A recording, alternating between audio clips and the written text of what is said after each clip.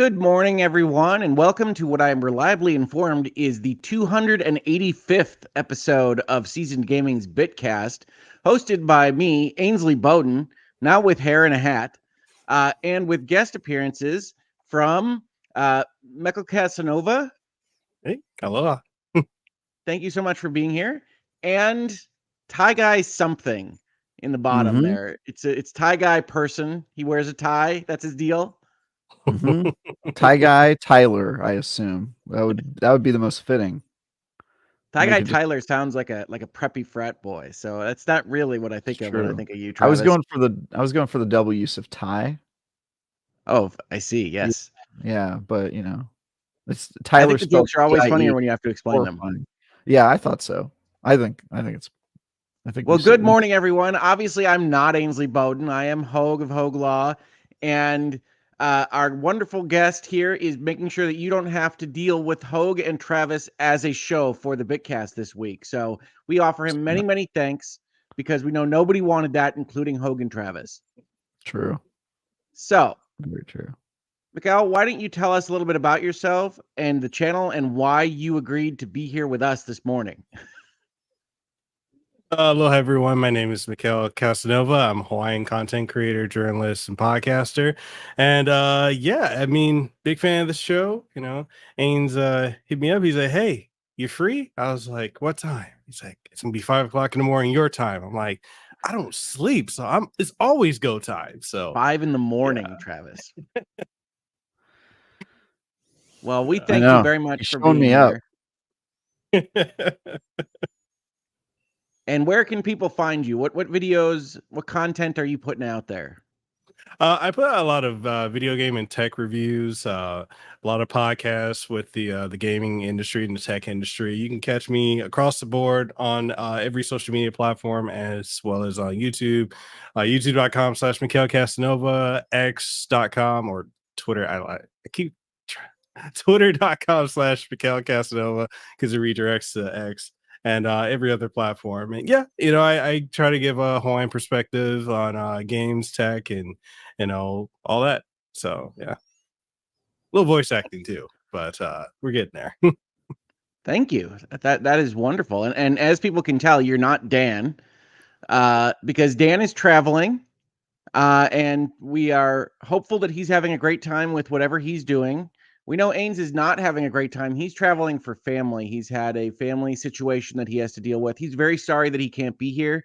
He knows that all of you are upset when we take a week off of Bitcast and are more upset when you don't get to see Ains. So he's very sorry about that, but we thought this made the best sense to go on with a show like this, and Ains will be back before you know it. And speaking of being back, Ains is also playing for Extra Life as a special event pretty soon for the Kansas City Children's Miracle Network hospitals. And he says any contributions would be sincerely appreciated. I can only assume he's sincere. That's the text I'm reading here. So he does know that if you go to there and you participate in that Extra Life setup, that you can get a custom jersey with presumably your gamer tag. I assume this is a placeholder and not just gamer tag, although I have to be honest, that's a pretty rad gamer tag if your gamer tag is gamer tag. Either way, you can check that out, and I can put a link in later on, I think, when I get more access to the chat. I'm not as good at typing while talking as the rest of the people on the Bitcast are. Maybe Travis can throw that in. I put that in the private chat before. But I can show you that screen, I think, with the magic of modern technology. You can see Ainsley right there. He's got the angels and the halo, which unfortunately makes him look a little dead. But he's still alive. He's just traveling right now. He's just missing a gold frame. I think that's the last thing you need to. I know people commented on that when you had me up there in the gold frame. Yeah. But you can go and check out this link that I or someone else will be putting in the chat and support him on Extra Life. And to be entirely selfish, although this was not a part of Ains's background for this episode, I did want to point out that I am up for an award that I don't deserve at all, but it's the Stroke Hero Awards from the American Stroke Association in collaboration with the American Heart Association. And you guys have all been fantastic putting votes in. You see, we have more than 4,000 votes right now, but you will also note that the Centro de Neurosciences Menonita Caguas of Puerto Rico has almost as many votes as us. and they are a whole clinic. They've been doing really well with their votes. So if you're interested in voting for me as the stroke hero, or as Travis and Ains said, best stroke of the year, please do consider voting. I would really appreciate it. You can vote once per day. You see the timers going for me here in the bottom through the 20th of March. So a couple more days left in the vote. But I would really appreciate it. I'm not sure I deserve it, but it's always nice to win awards. So thank you much, everybody. To be clear, links. I called them the Strokies. Okay. You did call and I said that if you won, it would really stroke your ego. All right. Just to be clear, what happened in that chat. I don't want to take away your jokes, man. I have voted for you most days of this week. You may have been doing better than me, because I would get busy and forget. Yeah. Well, I never forget an opportunity to maybe make fun of you for winning a stroke award. Yeah. It's an honor just to be nominated. And I don't recommend going through the process of having the stroke to get nominated. But I appreciate everybody's support, and thank you. And that'll do it for our medical related advertisements in this episode. So thank you, everybody. Are you sure? I'm not we have no other. One thing I did want to mention here. I want to talk about really catheters for a little bit. To really put the seasoned in seasoned gaming, I did want to mention that if you hear like a grunt or a shriek from me, it's because I threw out my back yesterday. And nice. I'm really feeling old here with my stroke references and my thrown out back. But I'm going to do my best here on the Seasoned Gaming Bitcast to really add that seasoning and make everything just a little bit more old. You're falling apart. Thanks. Yes, it's a long process, but I am falling apart. Ains also wants to mention that, as he mentioned in the last episode, he is going to have a Diablo 4 coins giveaway. But you need to follow Ains or the Seasoned Gaming Bitcast in order to see the details that come out this week, because they're delayed because of his travel. So if those look interesting to you, I think they look fascinating to me. Please do check out following Ains. He's at, I think, Porsche Power on Twitter and elsewise. And you can see how to win those things later on. I don't know. He didn't give me the information. So there we go. And then finally, gave me all the information I needed to know by knowing that he's giving away coins. I didn't realize this was a thing. Truly the NFTs of the boomer era. That's the those little decorative coins. They're physical. They're not plates of Elvis, But speaking of things that aren't physical but are awesome, we do have Against the Tides pictures of us, not Mekel, but of Dan and Ains and Travis and I as Muppets, as you've always wanted. Horrifying. I must say, Hoeg, when I saw that photo of you as a Muppet, I thought, wow, he translates really well to a Muppet. And then I saw in the comments that somebody was like, oh yeah, Muppets on Sunday for all the whole cast. And I thought to myself, wow, I'm going to really look terrifying as a Muppet. And they didn't disappoint. Although I must say, Dan and Ains look way worse. They are maybe the worst Muppets I've ever seen. Ains looks like a school project gone wrong. Like, he's honestly closer to a Mr. Potato Head in this photo. And Dan, I mean, is this a Muppet of a homeless person? I'm very confused by the beard hair, and I just don't.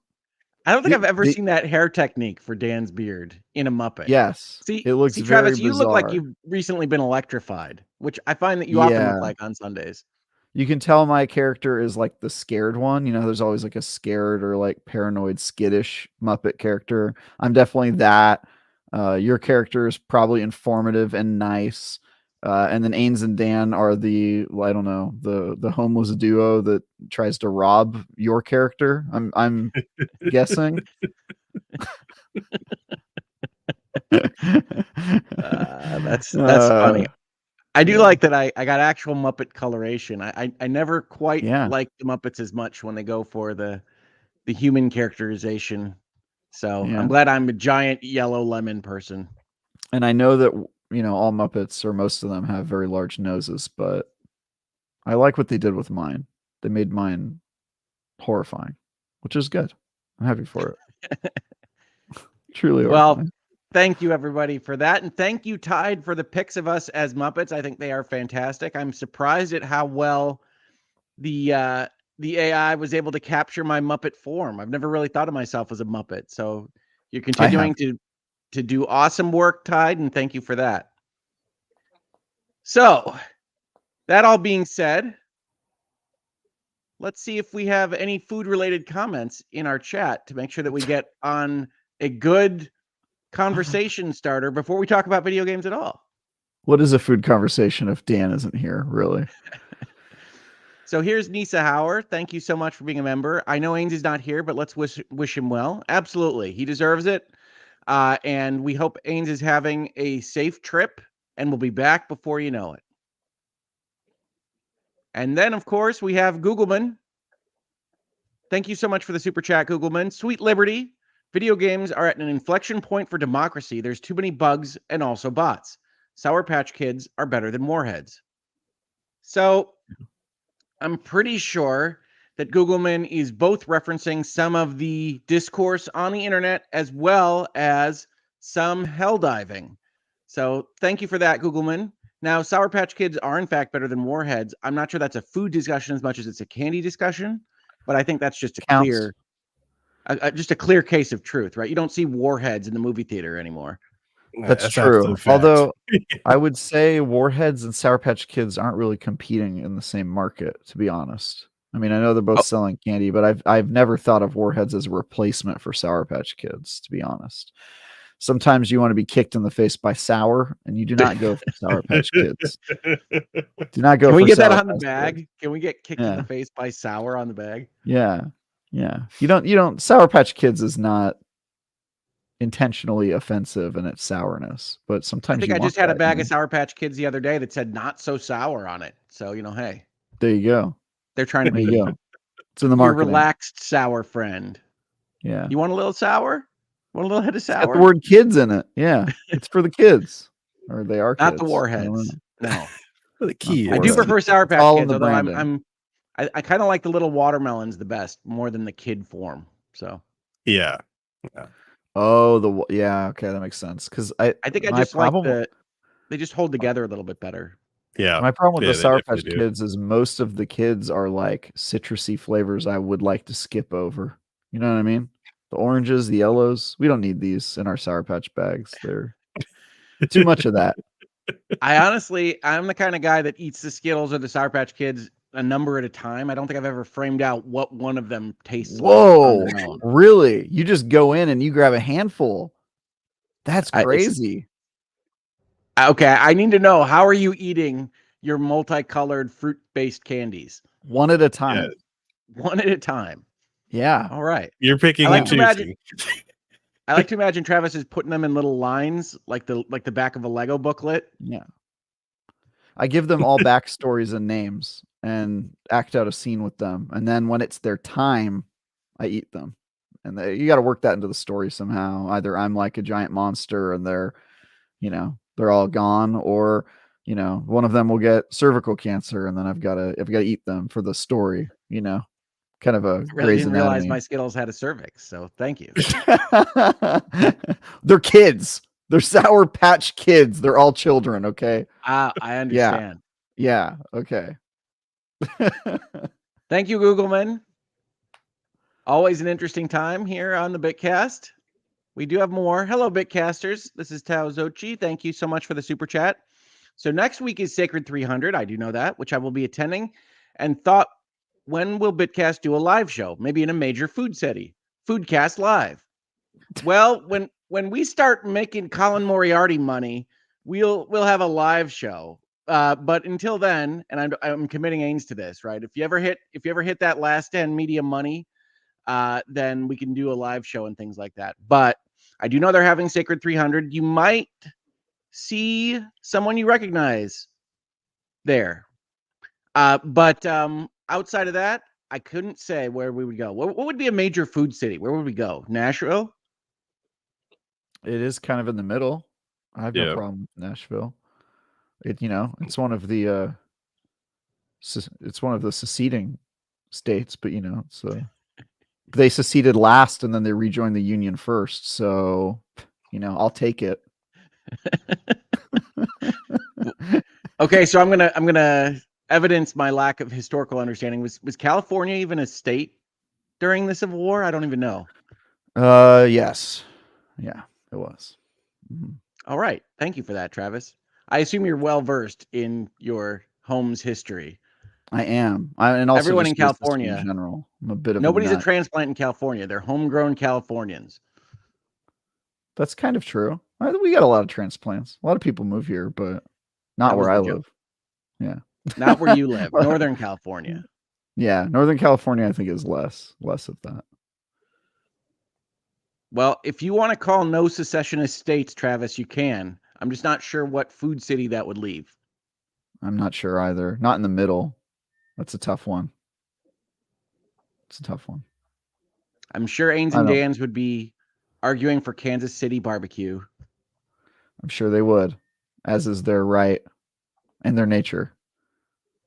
I'll go anywhere though. I'm going to be traveling near you guys pretty soon, or near you specifically. Be traveling near us pretty soon. We'll be able to feel the air pressure change as Travis comes by. Yeah, right. They tend to announce my arrival in the winds. Mm-hmm. And Taozochi, thank you again for another super chat. Food question is chili soup. Another chart, perhaps, Travis. But really, favorite pizza toppings, easy one this week. Okay. Is chili soup. Depends on how it was made, honestly. You can have really runny chili. You can have the stewish chili. Yeah. To me, at least. I think it depends on how you define soup, and I'm not super familiar with the soup definition, but I've always thought of chili as more of a stew, personally. Yeah. Same. Which I don't know if a stew is a soup. I base this distinction on the liquidity of the food stuff. Yeah, makes sense. So I tend to agree.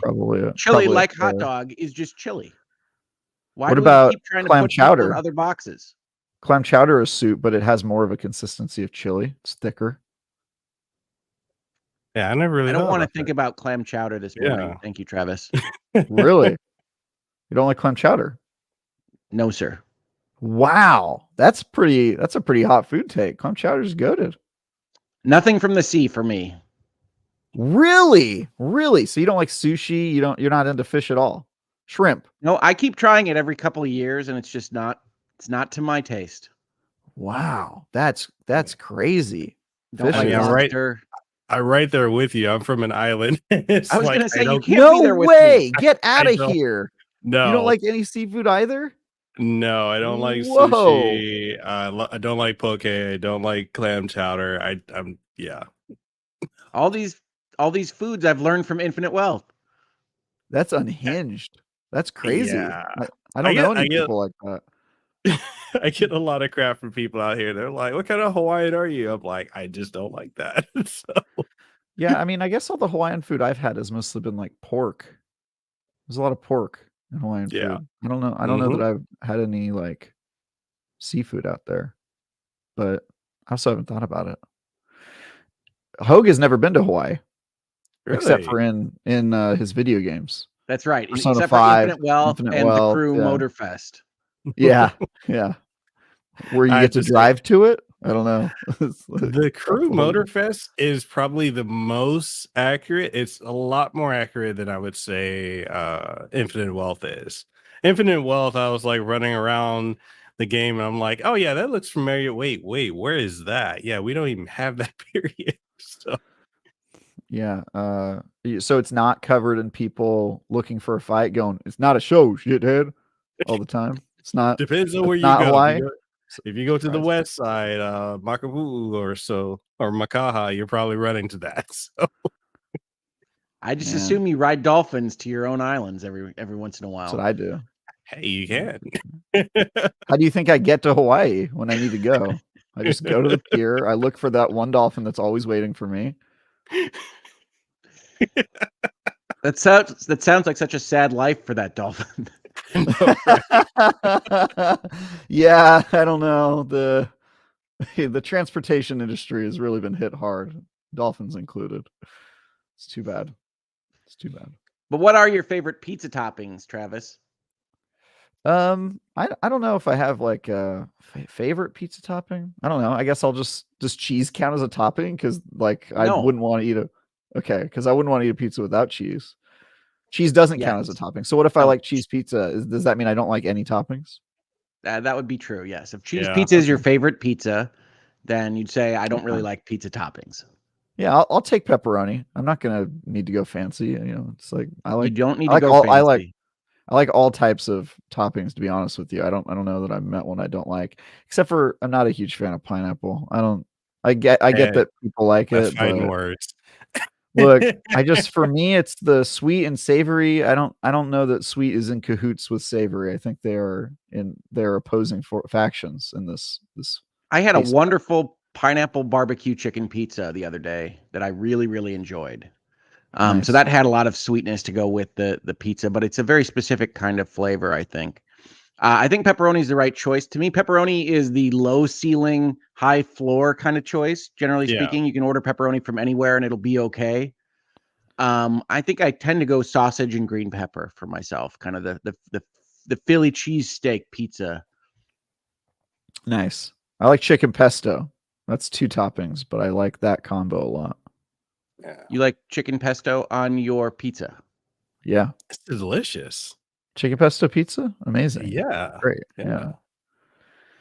I believe you. I'm not sure I've had it. Have you never had it? With a Really? pesto sauce instead of a marinara, and then you get some grilled chicken in there? Oh, it's great, man. It's great. Yeah. Sounds You gotta try fancy. it. Yeah, it does. It makes me sound Californian, doesn't it? A little bit. A little bit. Yeah, a little bit. Yeah, for sure. It wouldn't be served at the Cracker Barrel, is all I'm saying. Yeah, that's probably true. How about you?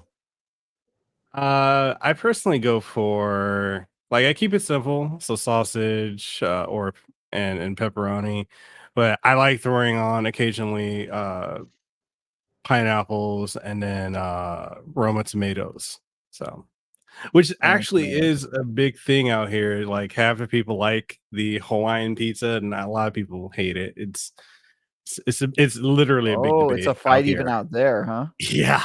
It Okay. is. Mm-hmm. Even they can't get on board with Hawaiian pizza fully. No, they're like, who made this? Yeah, that's how I feel about like American cheese.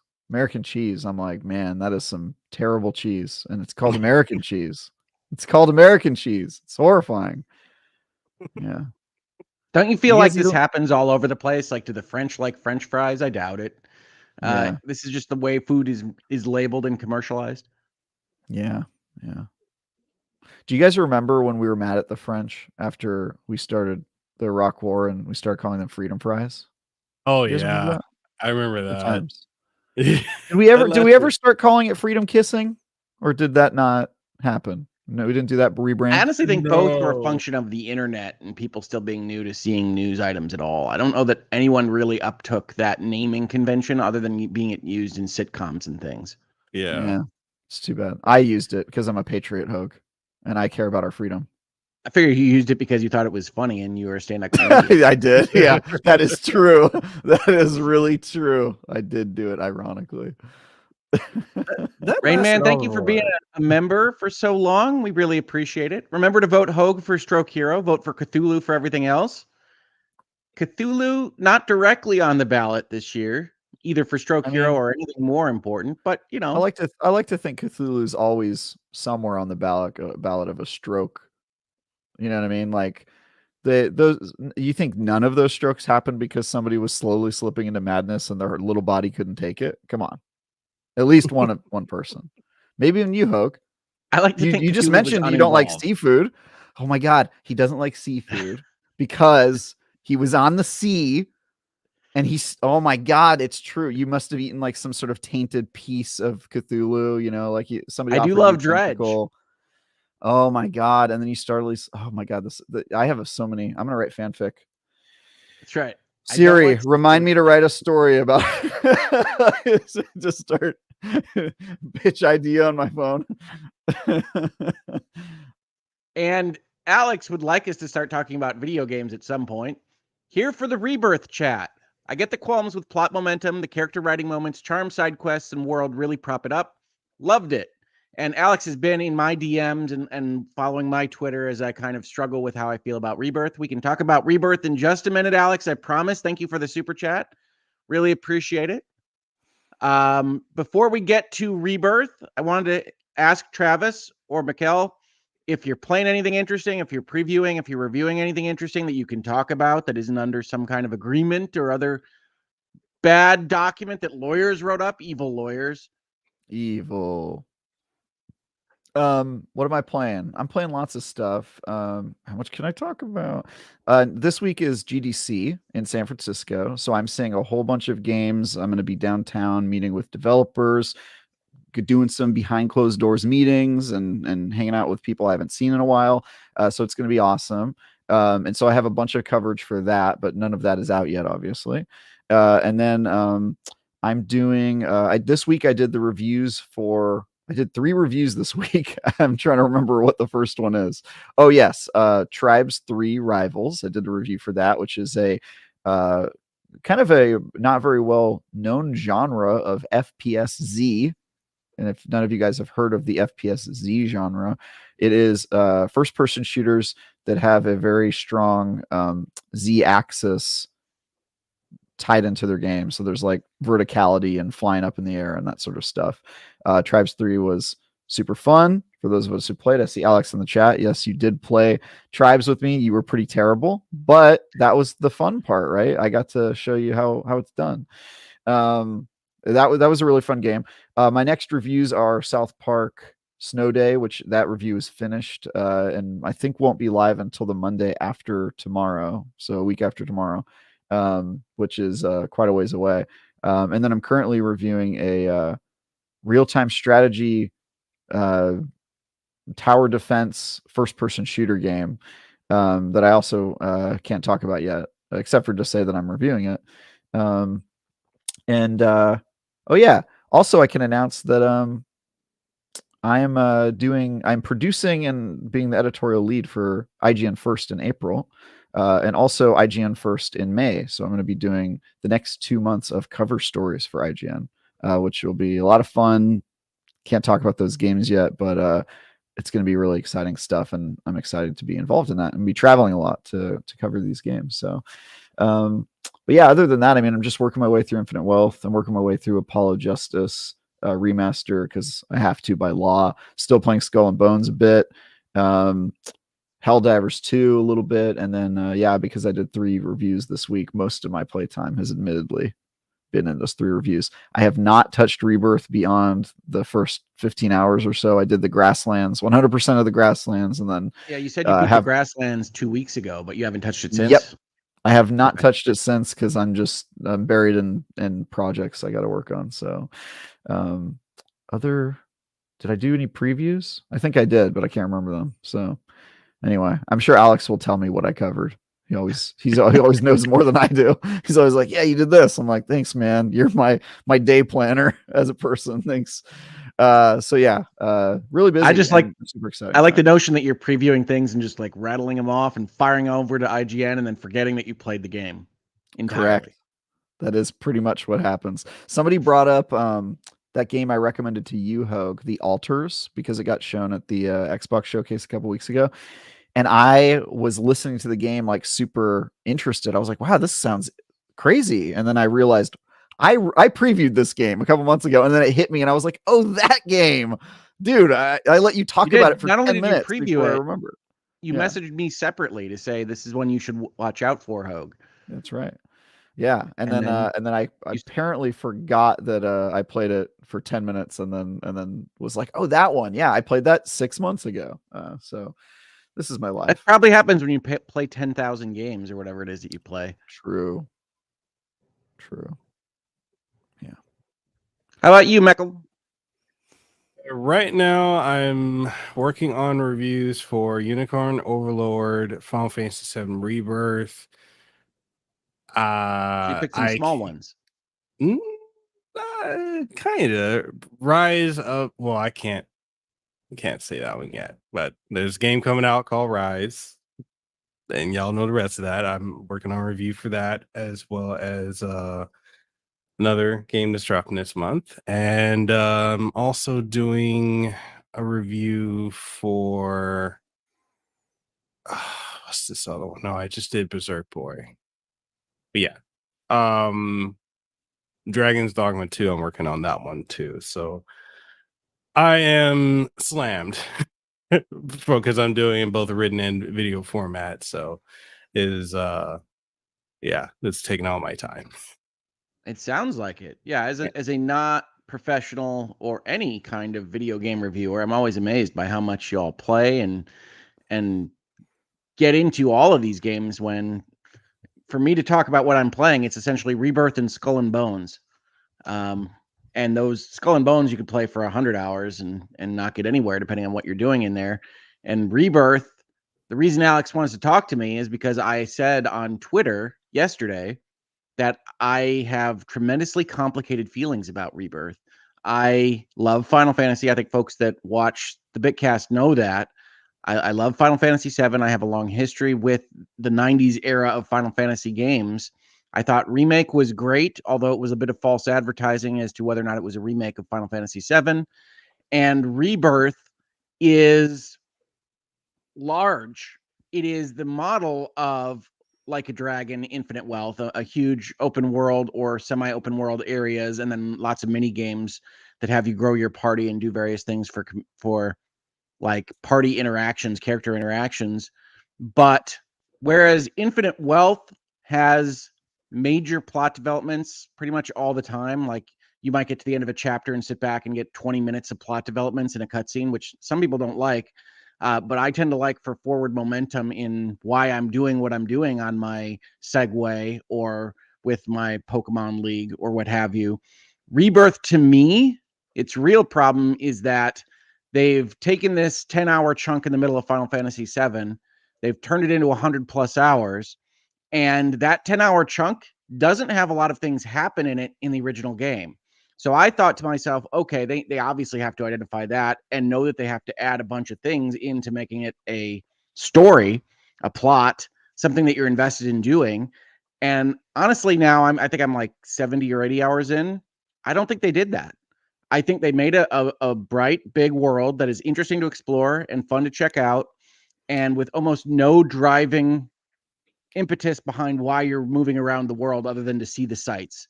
And I think that's fine in the middle of another game, in the middle of a story. It's less fine as its own game. And so I have tremendously conflicted feelings about it because I am enjoying it when I sit down to play it for the most part. But overall, I don't have a lot of reason to be playing it. There isn't a lot driving me forward. And so that's confusing for me. Yeah, it definitely, from what I played, it feels kind of like a frivolous game that didn't need to be its own thing. It kind of reminds me of when they turned the Hobbit book into a trilogy of movies, and you were like, how the heck are they going to make that happen? And then it turns out they added a whole bunch of padding and stuff that didn't need to be there. And so that kind of reminds me of that.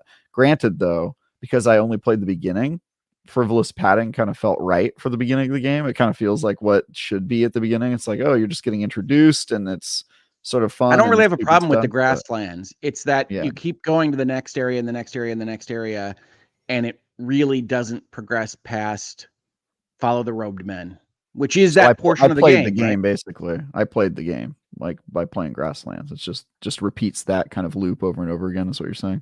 You're following the robed men, and there's a boss occasionally, which is fine. Like that's that portion of the game because that's what place it takes in Final Fantasy VII Original. But I think you had to change more if you're going to have this 100-hour blowout, and I don't think they did. So in my head, I wind up comparing it directly to Infinite Wealth because it's that same kind of loop. It's a turn-based, growth-based RPG with a lot of mini games that are fueling your growth. And I like the world more. I'm more interested in exploring planet than Hawaii. Present company, I'm sorry. But I think the game works better in Wrong. Infinite Wealth because it has a lot more reason for you to be doing what you're doing. And it isn't obviously relying on the legacy of the past because you've never met these people before. So it has to establish everything. I just think Rebirth is maybe going to wind up being a miss for me. And that's weird to say because everything in it is obviously hugely resourced. It's graphically impressive. It's got all these various bells and whistles, 4,000 mini games seemingly, and I'm just not sure it's connecting the way I wanted it to connect. I have a controversial take. You can have a controversial take. That's what we love here. I personally I've been with the Final Fantasy, I guess the Final Fantasy 7 sub-series. I've been with it since the original in 97. I played almost all the compilations, either in official or unofficial means. And to me personally, I enjoy Final Fantasy 16 more than I'm enjoying Rebirth. Like Rebirth is great. Like, I'll don't back get me you up. wrong, but it's like it's the same kind of issue I had with the remake, but to a lesser extent. It's just like you said, it's a very small portion of disc one blown out to $100. And it's just, I know they're going, deviations and the branding of like, oh, remake, and it's like that's a subtitle. I will fight anyone all day. It's like, no, you still need to know the compilation going into remake and rebirth, regardless of what Square Enix says. It's a sequel. That's literally what it is. And people still think, you don't need to play the original. You don't need to play the compilation. Yes, you do, because you're not going to understand a lot of the sub context that's going on, But I enjoy. I don't know that they care about that in the game. Like, I get that a lot of the gobbledygook that happens at the very beginning of Rebirth and also in the recap video won't make sense to you if you didn't play the original Final Fantasy and know the context of what's happening in the alternate timeline situation. Yeah, they're just skipping ahead. Yeah. But I think based on the content of the game, at least what I played in Grasslands, it's sort of like they don't really care if you know that. They're kind of just like, just have fun. It's a party, just hang out and do mini games and stuff. So have fun. It's a party is the Rebirth mantra. That's kind of what I'm saying. It is sort of like a popcorn feel. I don't know that they're super committed to everyone getting on board with the meta timeline story that's happening kind of for the people who play it or for the people who didn't play the original. Because I do another podcast and one of the people on it, Bontis, he is playing Final Fantasy 7 Remake and Rebirth as his first entry into Final Fantasy 7. He never played the original. And he's like, oh yeah, no, it's great. It's not a sequel at all. You can totally play it without understanding stuff. So he seems to be blissfully ignorant and just enjoying it and not thinking of it as a sequel. And so I think there is room for people like that. But I think to your point, it's just not true that it isn't a sequel. It is for sure a sequel to the game, based on everything that we see in that game. So well, it's not a remake of the original, certainly. Yeah, honestly, they probably don't deviate enough in Rebirth based on what they've decided to cover in this game, right? Like they had a choice to go and make 95% of the same game in terms of plot developments or not. The entire ending of Remake says we can do what we want. That's part of its shtick. That's its trick at the end. And then they just don't, right? And I said when Remake came out and people were like, oh, this opens everything up. I'm like, it can't open things up that much because it can't have the Final Fantasy 7 name if it doesn't track most of the stuff. Yeah. And that's really what Rebirth wound up being, is tracking most of the stuff with a lost type side plot line happening so that they can say that they're still doing new stuff. And that's fine. I enjoy every time I sit down with Rebirth. I really do. And I know Alex loves it. I just, in my RPGs, need more story, need more plot, need more reason for being. And meat on the I will bone. agree entirely that Final Fantasy 16, I had more fun in playing as a story, even though I think Remake's battle system and use of party is way better than 16. Yeah. Way better.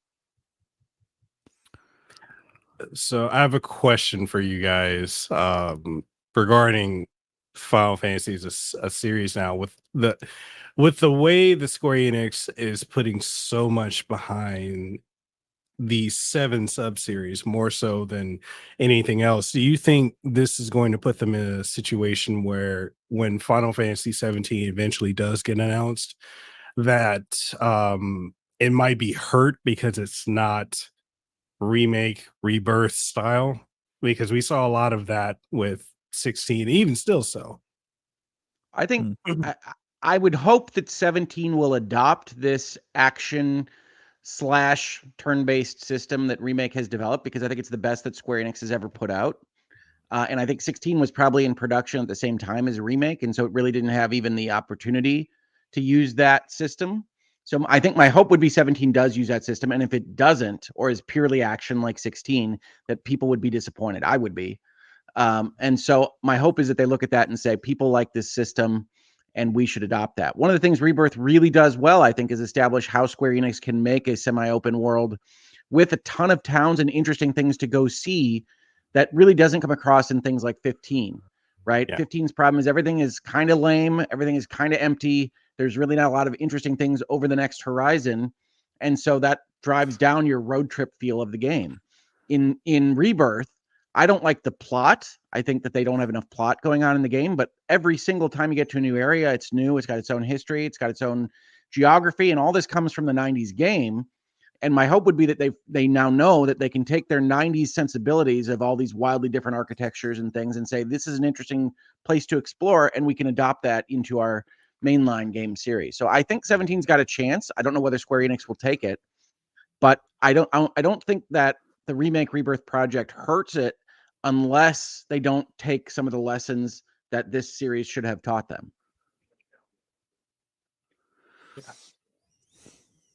So yes, Rebirth, very complicated, still a game worth playing. I think probably end of the day, I'm going to say I like Infinite Wealth more. And I'm definitely going to say I like 16 more, both of which would be basically insane takes. If you told Pastrick this from 3 years ago, this is how you're going to feel about the sequel to Remake as against the action game 16 or the Yakuza entry in 2024. So that's a surprise to me, but people be open to your experiences one way or the other. You never know when a great game is going to pop out, because Unicorn Overlord is probably my favorite game that I've played in the last couple of weeks. That game is fire, as the kids say, right? It is lit. It is the bomb. It is just all that in a bag of chips. Oh yeah, you're old. It's that good. What? I'm hip. I'm hip, Travis. Old. It is all that in a bag of chips, and Travis is just an L for loser.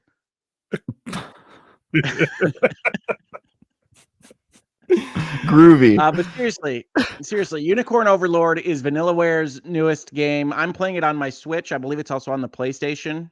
It might be elsewhere. I don't know.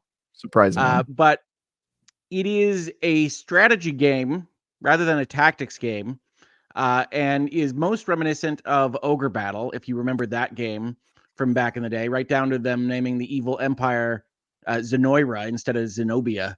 But if you like the notion of Vanillaware graphics, essentially playing battles for you while you set up the units that are going to fight using their own kind of Gambit programming system to figure out what they are going to do with just some of the awesomest graphics that you've seen in 2D, then you need to check out Unicorn Overlord, because it's got all of the liberation feels of something like a Vandal Hearts, the tactics vibes of like a Final Fantasy Tactics or something like that, with the kind of open strategy of an Ogre Battle game. And I could not speak highly enough about it. It is excellent.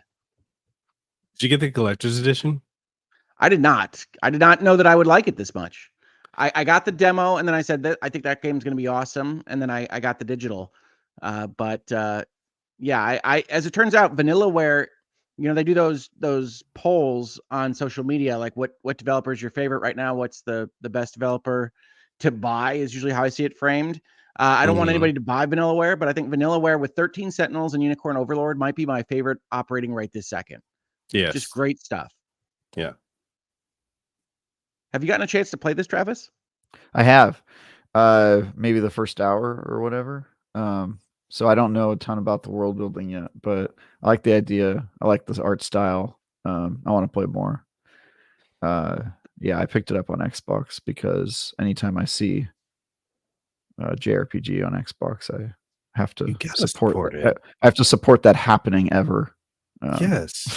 So, well, you should know that Twitter is convinced that my complicated feelings about Rebirth are just because it's not on Xbox, which doesn't make a lot of sense to me, because I would never have bought it on Xbox. I would have bought it on the PlayStation anyway.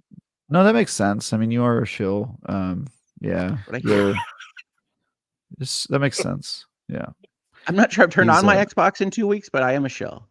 Yes. He's a shill. He's a PlayStation fanboy and an Xbot.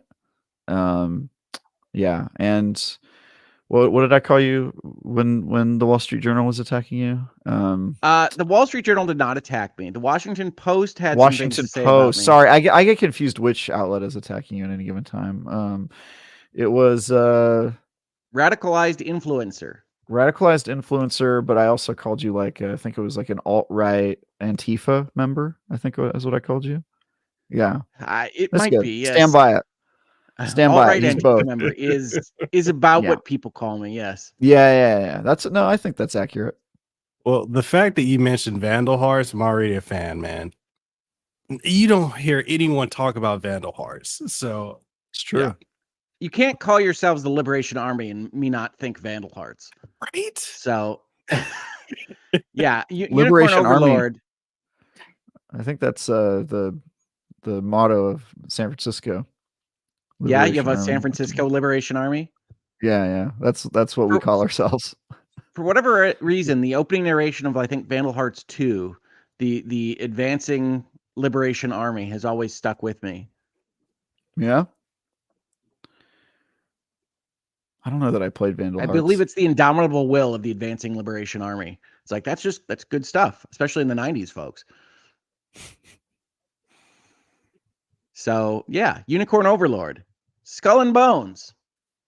People hate Skull and Bones, I'm told by the internet. They do. I don't know what game I'm playing. They're playing a different game. I'm playing a different game. Something. I think I enjoy the every people time who I pop into Skull and Bones. I think the people who hate Skull and Bones haven't played it. They're offended by the idea of it, right? Because a lot of people want that game to be ostensibly Assassin's Creed 4 Black Flag Part 2.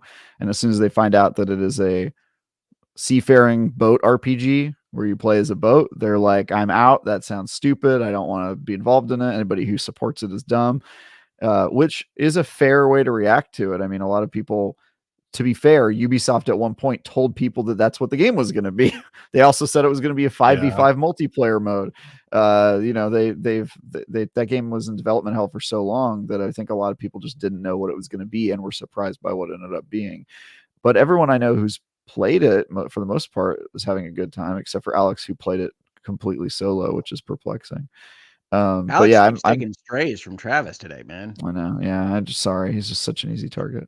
But yeah, I think that game is cool. I did read that it has apparently fewer than 1 million players, which tells me it's probably not going to make it through its first year, which is unfortunate because they have a full year of live service mapped out. We already knew that it wasn't going to make it through its first year because I love it. We already have the Hoeg code here. I love Skull and Bones. Get out. Get out of all of your investments in Skull and Bones, people. It's going to last as long as Battleborn. Head for the hills. Battleborn, Jesus. Battleborn, man. I love Battleborn. I love Skull and Bones. Run away. Yeah, but to your point, Travis, like with saying that a lot of people haven't played it. I mean, that's accurate for so many games that I'm seeing that people have commentary on. A lot of games I've reviewed, I'll get commentary saying like, oh, this game is horrible, this and this and that, and I'm like, how far did you play? Oh, I didn't play it at all, or I played like the first hour, and I'm like, that's why. Well, yeah, no, I mean, I'll put out reviews before the game is out and get people saying that it's bad or good or whatever, and I'm like, how would you know? But I think in some cases, you can judge some games by their trailer and in a way and know that you're not going to be a fan of them. If you don't like the idea of like a Forza Horizon type game where you play as a boat, obviously you're going to say not for me. And I think that's fine. You play as a boat and you cannonade your opponents. I mean, that's a good Forza Horizon edition. Give me cannons. You heard it here first, Playground. Add cannons to Forza. But yeah, I think that is fair. It's more just like, people's personal preferences, and a lot of people aren't willing to give certain games a chance, which is fine. It's their dollars, their time. So I don't take it personally, but I do wish more people would play it because I've put a lot of time into Skull and Bones. I think I'm in like the top 100 players for season 1. You gotta be. You told me your stats, and I'm nowhere near that. And I've played it. Yeah, I own every item you can buy with pieces of 8 or sovereigns in the game, and I'm pretty far along there. So, and I got there by basically just playing like an hour a day, more or less. I kind of just like wake up and do like some dailies and log off, and somehow that's working. So it's pretty cool. I enjoy it though. My biggest issue with Skull and Bones is I think you do get sticky in certain like levels of ship, where it's just hard to progress past like level 7 you mostly have to take on 9s and 10s. And as Travis would say, get friends, get good, whatever he might say in that. Sometimes I want to play in a group, sometimes I don't. It's really just about crafting the level 5 base boat. That unlocks a lot of options. So I think really early in the game for me, I sailed like my level 3 boat over to the East Indies and went to Talak Pinjara, and then immediately crafted a level 5 boat. And so I went from level 3 to 9. I like jumped all the way over there just by being able to craft something. And then there is I feel like it's got to be easier now that season 1's going though, because you're unlocking like, well, I don't know how much you're playing, but you would be unlocking like pretty high level cannons and stuff by just doing the seasonal pass. I took the track that just gives me sails and colors for my hull because that's what I like about Skull and Bones. But yes, I could have taken cannons. Hoeg, you that is. I tell you what, my ship looks awesome.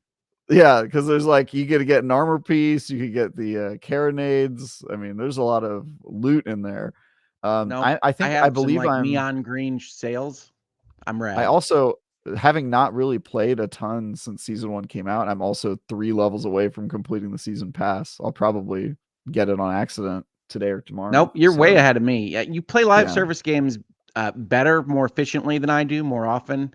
Whatever it is that you do, you're better at it, Travis. I yield to you on this. It is a fun game. I also met some people through that game, so it does have like a little bit of a community. I feel like the community is more friendly because we all know that, you know, it's not looking good for us. So like everybody's just like, oh, you're playing, like, let me be supportive. I'll give you some silver. I'll try, you know, it's like people just like randomly flag me down and like give me stuff, you know. So I have noticed that it is not to make a pun out of it. It is the doomed ship kind of feel. It is, Skull and Bones, where people do come up to you and say, "You want to join my group?" and I can give you some things. Exactly, and it's like, that's great. But yeah, season 1 is cool. They've got like a mystical ghost pestilence pirate that's rolling around, and the rest of the world is still working as it was. So you get these little stories and quests all over the place, and I love it. But if you don't like the idea of sailing in a storm and fighting off 6 different pirate ships and then taking the loot from their dead corpses, I don't know what to tell you. That's why we play games. Yeah, people really don't like that you can board the ships, but you don't get to actually play on the boarding. It's just a bonus. It's just a bonus for one of their resources. People are really upset about that. They're like, you can't board them. I'm like, well, you can. You just don't actually do it as a person. And they're like, yeah, that's what I meant. I'm like, all right. Well, you just don't like the game. I'm sorry. I get it. You don't like the premise. Yeah, no, it's okay to not like the premise. I get that. I don't understand folks that just say it's bad after they give it a try and things like that, because I think, again, this comes back to meeting games where they live, not wanting them to be something different. And Travis, you say that every reviewer says what their opinions are based on what they would like the game to be, and that's fair. But I think that for the design that they made, Skull and Bones is a good game, and I enjoy playing it. I agree. Yeah. I think if you based on the premise they were going for, this is about as good as you could hope for in terms of like, you know, what would a game where you play as a boat look like? Well, it would have economy simulation and kind of an interesting mini game there. It would have RPG mechanics where you can have different builds of your boat and stuff like that. So I think conceptually it's a good idea for what it's going for. I'm just not sure that there's a market for it, and that's pretty much evidenced by the player count, and that's sad because I enjoy it. But I feel like we've talked more about Skull and Bones on this show than probably any show. We might be We're the premier location for the headquarters talk. Yeah, it's because I like it and you like it, and that's like the biggest nexus of people that like it on YouTube. So hey, give Skull and Bones a try, folks. Believe me, it's got stupid stuff in it that you're looking for from your MMO. I just bought a mortar that helps repair other ships because it adds Nice. sticky glue to those ships and seals up their hulls. Like just stupid stuff that works in a video game that doesn't make sense in real life. So it's not just old-timey ships sailing around the sea. It is By the really, way, really good. Hogue, as part of the season pass, you can unlock a schematic to build a fully healing ship. So all of its cannons are healing, and it's just a support ship. It's really cool if you can get into a group with it. Yeah, it's cool. Okay. Yeah. They got support ships, they got DPS ships, they've got tank ships, and then you can roll in a crew and do a boss battle together where you're all like protecting each other and playing your roles, and one person's like doing pyromancy stuff where you're, you know, shooting fire everywhere and doing DPS over time. So it's a really cool game. It's just you have to get over the fact that it's not Black Flag, and a lot of people are really having a hard time with that, obviously. So Well, I mean, that makes me think of like how gamers like to say, you know, we want new experiences, and so when developers actually do something new and unique, then it's like, oh, we don't want that, but we're tired of what we've been getting. It's like it's a I mean, conundrum. you could say a lot about Skull and Bones, but you can't say it's not unique. It is Exactly. wholly unique in the market right now. There's not anything really like it. And especially in live service, that's another complaint, is like all the live services that succeed are like battle royales, or they follow a very specific formula. And you're like, oh, well, what would a different type of live service look like that was a different type of game? And now we've got Diablo 4 to answer the what would a live service ARPG look like. And now we've got an answer for boat RPG game in Skull and Bones. So I think it's cool. It's just What weird. would that look like? It would What would that look like like? that.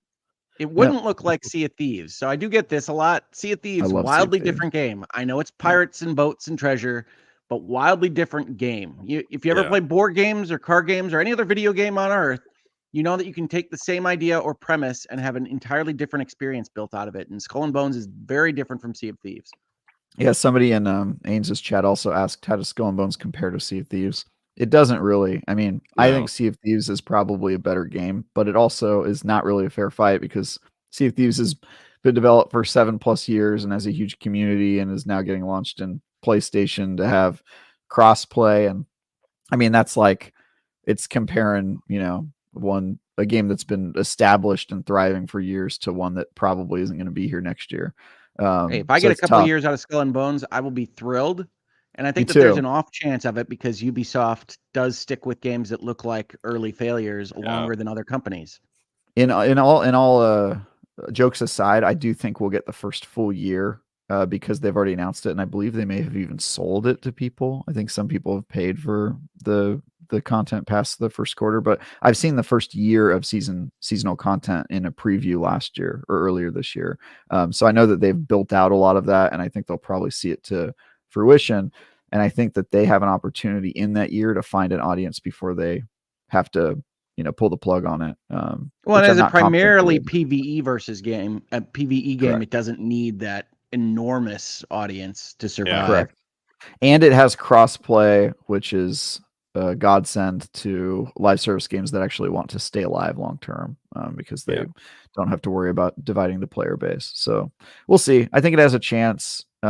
It's a good game. 7 out of 10 IGN. I enjoy it. I don't really have a problem with that review. It does click with me very well. Me too. I got harmed from that review. They thought Ubisoft bought a 7 out of 10. Your marketing team, you don't have enough money for an 8, so you got to settle for a 7. You got to have it that's is funny. going on the box. Crack a joke about you saying you had meetings to go to at GDC. I was like, see, this is where they happen, folks. That's where it's happening. I'm like, I drive a hard bargain. You want an 8, you're gonna have to. What's funny about that is simultaneously game reviewers are portrayed as like Trader Joe's communists, of like they're the poorest people and they just want to like destroy the established order, but also we're apparently getting obscene amounts of dollars to give scores for different games to publishers. So I'm either the richest or the poorest person depending on who's tweeting at me. And I like to think both are true. You're getting obscene dollars. You're just bad at investment or otherwise making sure that I see you and not your bosses. I see. Got it. So I'm like a hatchet man for the New World Order, basically. Or I guess So Travis, I got a question. Where the tech's at? Because I keep getting told I'm being paid. I don't know where the check's at. I got kids, people. You got to put food on the table. I believe we get paid in gamer chairs, from my Okay. understanding. That's how it works. We just a fully chair You have market. some solicitations for gamer chairs. That's true. Yeah. Whatever the opposite of being liquid is, I'm 100%. I'm just all chairs. All my money. That's illiquid. Illiquid is the opposite of liquid. That's what I would have guessed. A word that sounds made up. Illiquid for sure. See, I'm not getting paid in gamer chairs because none of the gaming chair companies will send anything to Hawaii without you paying like half of what the chair costs just to get here. Yeah, I have accepted no gamer chairs. See? It's a leather office chair, sir. I don't know what to tell you. I believe this is from the Meyer. What's the Meyer? The Meyer? Furniture store? Michigander talking. Meyer is one of our local, not super high-end grocery / stuff you need stores. Oh, I gotcha. Okay. It's a sort of do it all in one type of place. Nice. Yeah, see, we got folks that know Michigan here. Meyer. Oh, that is not how I would have thought it was spelled. That's some. I know, right? That's like some Swedish Meyer. I believe it's are you sure it's pronounced Meyer, or are Michiganders just being offensive to other cultures? You know, we could go either way on this. I didn't mean it was only in Michigan. I just meant it wasn't in San Francisco. Definitely not. Definitely not here. Not Hawaii, I'll tell you that. Think Kmart. Okay, I do know what Kmart is. We also don't have those here, but I know what they are. I miss them. SM. See? So much. Yeah. I appreciate it, everybody. Thank you for representing the Midwest. And yes, it did start in Michigan, I believe. The Meyer family is one of our congressional representatives. Good old Meyers.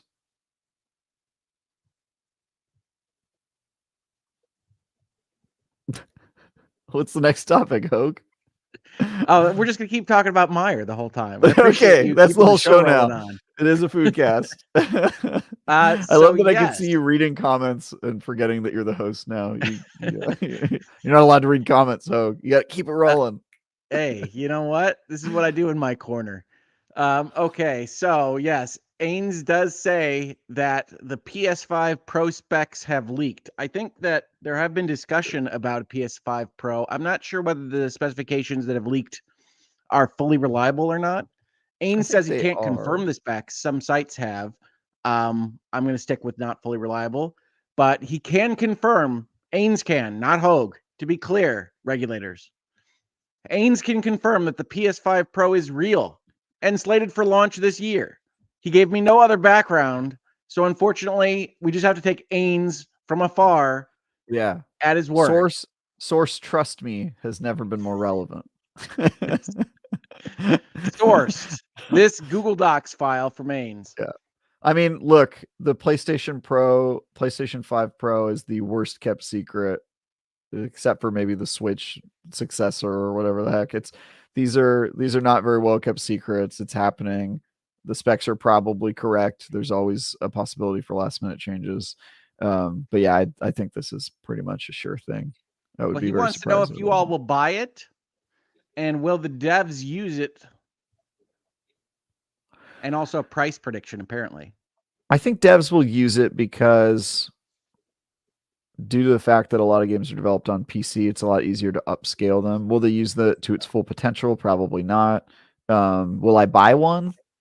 I don't know, man. I own 2 PS5s, and I don't need a third one. But knowing me, I'll probably get some PS5 game for review, and it'll have, I'll the first thing I'll think of is the comment saying, "Wow, this game looks terrible.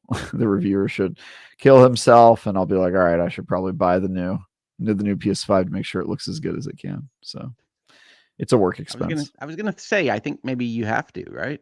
I kind of have to, yeah. Kind of.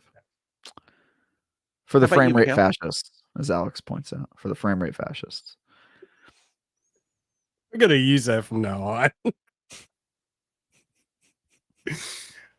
on. I definitely believe that this is going to happen. I mean, it's mid-generation refresh is It's nothing new. I mean, to keep with parity with PC once the games are developed first there and to release it elsewhere, I think, yeah, it will happen. Am I gonna buy it? Probably not, because PlayStation will probably send one to me. I'm Hawaii's only PlayStation partner, so that's a given. But as far as like, will devs fully utilize it? I mean, I don't think they fully utilize the PS4 Pro. I don't think they're fully utilizing everything in PS5 right now. So no, I don't think so. I'm going to Yeah. say Well- what I like about the mid-gen refreshes and even the generational shifts, which is I like when, because they have to work on the current system and the last system, you get the extra frame rate, you get a smoother performance at that higher level. I don't like when they spend it all on graphics, like reflections and sparks and whatnot to give you back to 30 frames per second or even chunkier. So I like that transition phase, but I said this, I think, when we talked about it last year. I do not feel good about investing in this PlayStation 5 generation. I don't feel like Sony has delivered on the money that I've already spent investing in their console. And so I am reluctant to buy a mid-gen refresh when I really don't think they've delivered yet in this one. I mean, Naughty Dog is just making remakes. I feel like Insomniac, I don't like Spider-Man 2. I talked about that on my channel this week. We can leave that aside. But Insomniac really hasn't made much of anything. I don't think Ratchet and Clank was that good for the PlayStation 5. Wait, and really? so, no, I thought it was fine. Rift Apart? Like, it is at 7 out of 10. Yeah. Oh wow, I like that game. But I mean, I would have gave it an 8. It was that. Yeah, I think at You least know? an 8. I would say Rift Apart is the best PS5 game, actually. Yeah. I think Returnal is probably the best PS5 game. That's true. But That's close. I just Yeah. hate that. I hate that. I'm still frustrated about that. The right trigger doing two things. That really broke me, Hoeg. Really broke me. I thought it broke you that it was that the middle one is the more effective primary, and then you wind up pushing it all the way in. Yes, yeah. I think there was also one with the left trigger. The whole like control how hard you press a button while you're in a tense situation really messes me up. So that was the main. That's why I keep hoping they'll port it to PC so I can not play it on the DualShock, so I can just have normal controls. So I'd be reluctant to invest, but again, I'm an Xbox shill, right? So who can trust me? What do you think this thing will cost? Given that the $700. PlayStation 5 is still pretty much full price. $700. 7 is the number I had in my head. $699. $699. Yeah. Oh, Returnal is on PC. When did that happen? I think it was one of their first. Last year, I believe. Wow. If Look not, at me. I was on the PlayStation podcast with Brian Altano and Max Scoville, and no one corrected me when I said I wanted Returnal on PC. I guess that's why it's the PlayStation podcast. They only know about PlayStation stuff. I'm gonna buy that. That sounds great. I'm gonna buy that on PC. All right. There you go, Sony. We sold you a copy. That's right. And 30% to Steam or whatever they charge. Still, do you guys also feel like this console generation could have waited to either this year or maybe next to drop? This whole generation? Okay, so the added context is I'm agreeing with Hoeg that they haven't really given you a reason to really want to invest in it. Especially with games being PS5, PS4, Xbox One, yeah. So I view that as a virtue. I think that if I had my way with the games industry, I could just have them operate however I wanted. The way I would do it is I would make it more like cell phones, where you don't have to upgrade your cell phone every year. They're still all going to run the same apps. It's just if you get the new cell phone, it'll run better. And then eventually, after 5 or 6 years, your cell phone's probably going to just need to be upgraded because it's too far behind. It doesn't do the things well enough for you to do it. And I think Xbox has that philosophy. They've been very clear that they want games to work on the Series S and the Series X. They supported backwards or the compatibility with the Xbox One machine for a long time. But I actually think that it doesn't. There are people who are going to expect that every 4 or 5 years their box gets stronger, and are especially the frame rate fascists on console are going to get more kind of whiny about the FPS or the whatever the new pixel count standard is and that sort of thing. And I think for those people, the super fans who are going to buy a new console every year you release one, that's good.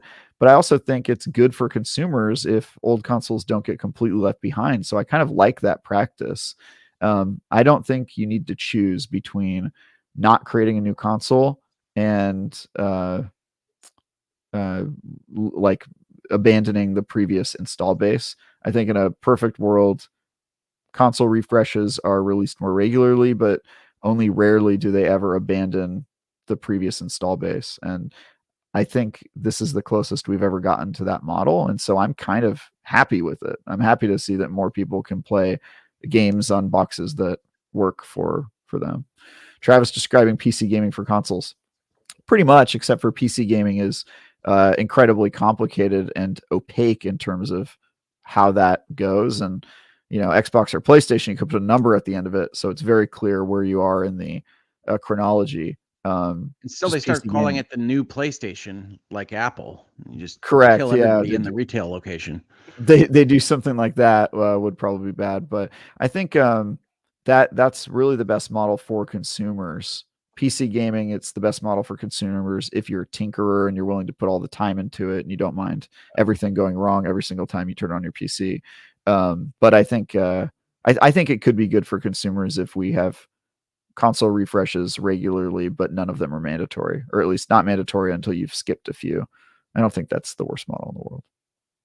At least it's not like the earlier console generations would like every 3 to 4 years. Oh, here's a new console. We're Correct. really not supporting the previous one. So, yeah, it also protects game preservation a lot more because it's a lot easier to do backwards compatibility if the expectation in the market is that the past couple consoles are still going to be able to play the same games. It makes that transition a lot easier, which that's my big fear, is that my digital library one day isn't going to matter, or that because I saw that happen with my physical media.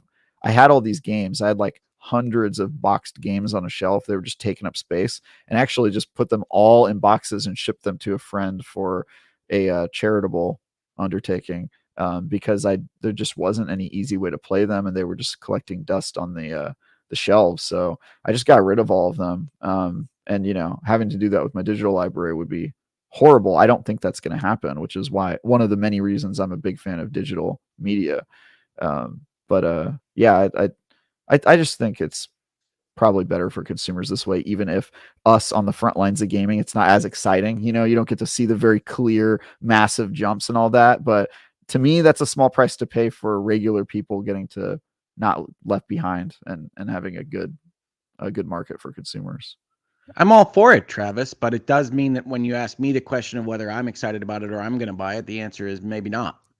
Yeah, exactly. I mean, I'm not excited about the next set of cell phones, but that's because I upgraded last year. I'll wait 3 years and then maybe the difference will be big enough. And if we can get there in gaming, I'll be super stoked, because I would like to be able to have people skip. And I think some people have. I see some people that say they don't have PS5s yet and that the PS4 runs games fine.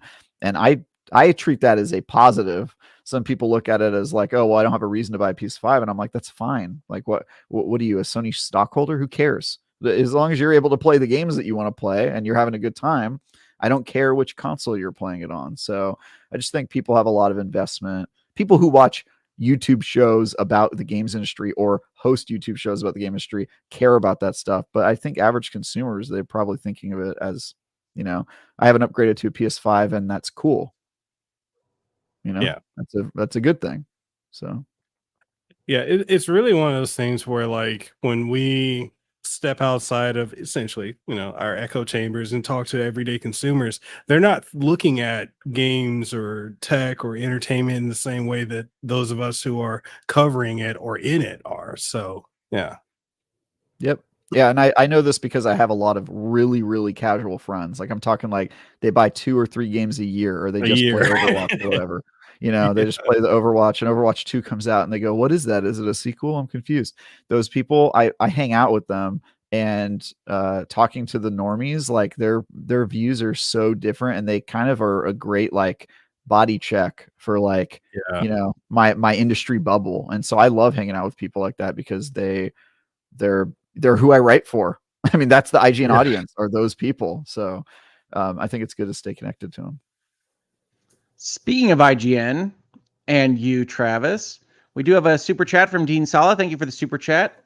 As a Nigerian native, can IGN stop being offended for us regarding the RE5 is racist nonsense? Travis, you have anything to say about this? I think opinion editorial that IGN put out about Yes. Resident Evil 5 not being able to be updated.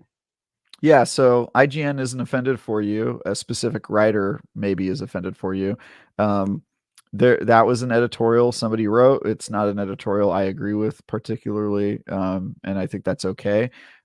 Sometimes when outlets create editorials, it's about somebody sharing their perspective and trying to persuade you of it. And I think sometimes you don't have to be persuaded, or you can just disagree. And sometimes people on the same team will write 2 competing editorials with 2 different perspectives, which I also think is really cool. So I think sometimes people look at IGN and they expect, you only are allowed to do news. If it's not news, I don't want to hear it. I don't want to hear opinions from you.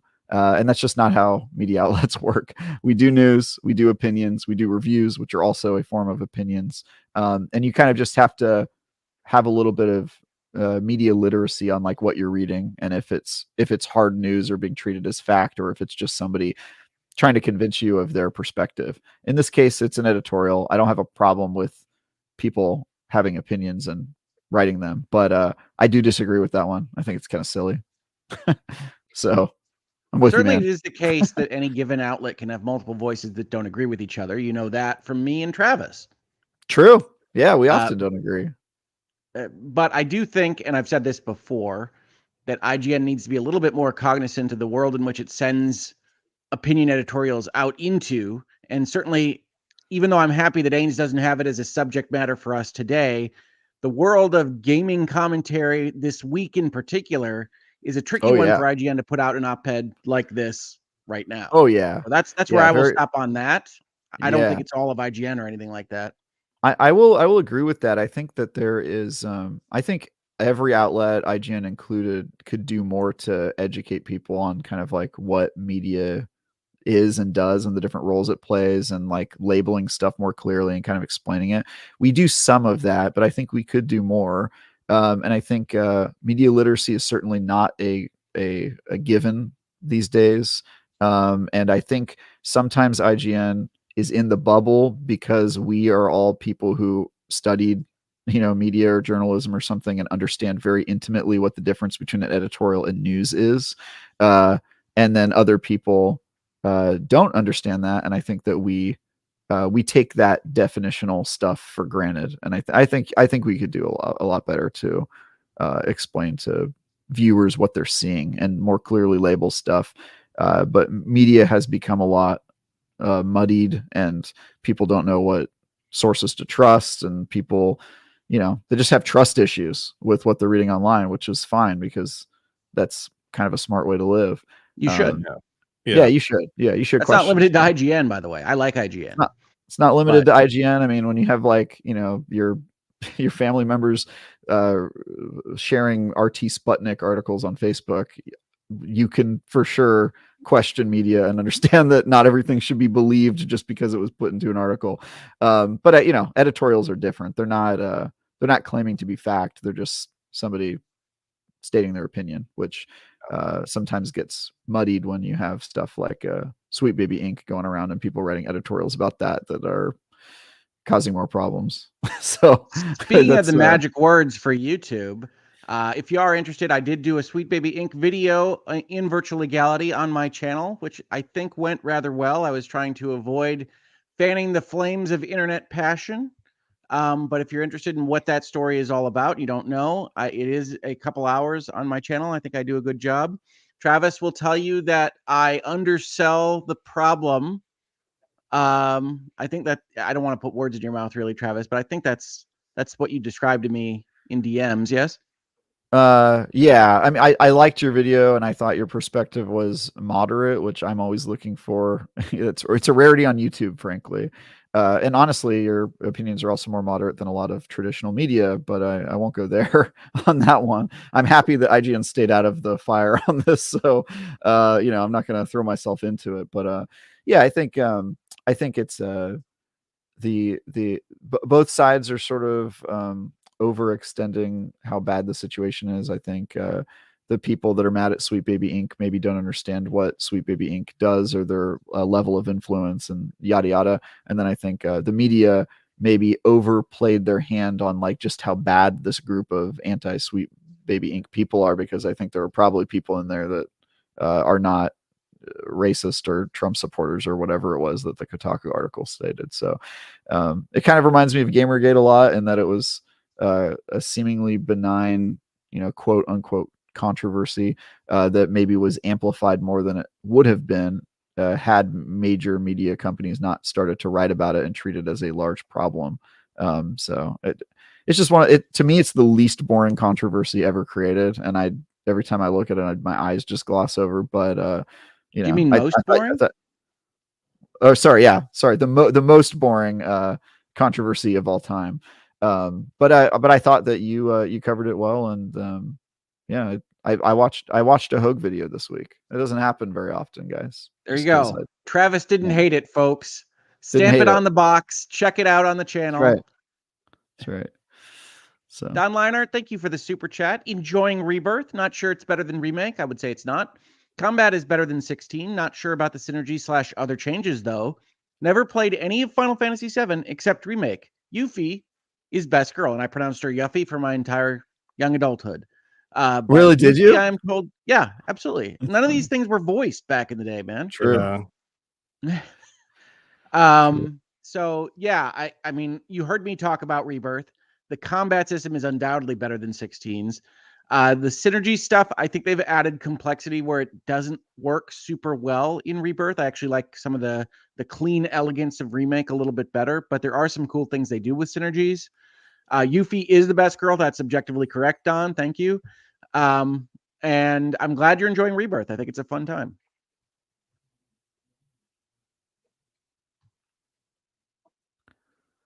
Equality. Thank you for being a member for so long. You and Mrs. Hoeg have been and will be my marriage goal.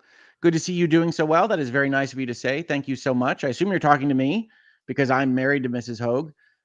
But you might be talking to Travis. I don't think he has a relationship with my wife, but you never know. Thank you, Equality. I appreciate it. We're besties, so yeah. Makes sense.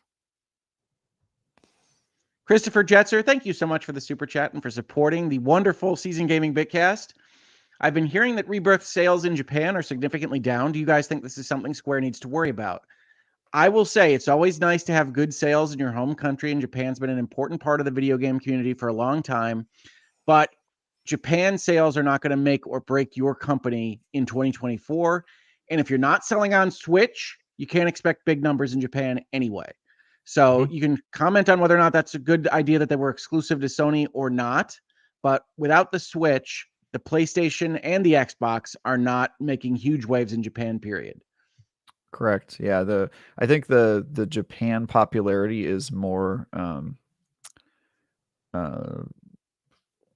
what's the word for it? It's sort of a it's a signaler. I'm forgetting. Words are failing me right now. But it is kind of like a nice thing to have, and it kind of says something about your game if it has the really like important market of Japan, but it's not important for dollars and cents reasons. It's important for prestige reasons, or that you're catching on. But yeah, the North American market has been, probably will always be the one that really counts when you're selling your games. It's the biggest market. People have more disposable income here. It's why so many games are made for that market specifically, because that's how you make your money. Square Enix seems to lean that direction in some of their games, which I don't love. But the other thing I would add to this is that, as far as I know, it's early days yet. I like that. it's early days yet on the numbers for Rebirth, and I think we only saw it from a rumor from one particular place. Square certainly hasn't said one way or the other. And the thing that I always worry about when I see numbers, especially early, is whether or not you're getting a good split from physical and digital and the other mechanisms that you can sell games into right now. And so I don't know if it's exactly as bad as some of those rumors suggest. And so I would advise waiting until we get official word from the company, period. But Yeah. even if it is significantly lower than Square would hope, and Square's estimates always seem to be high. They always seem to say they're a little bit less sales than what they wanted out of anything. Then before we get those numbers, I wouldn't worry too much about Square Enix yet. Yeah.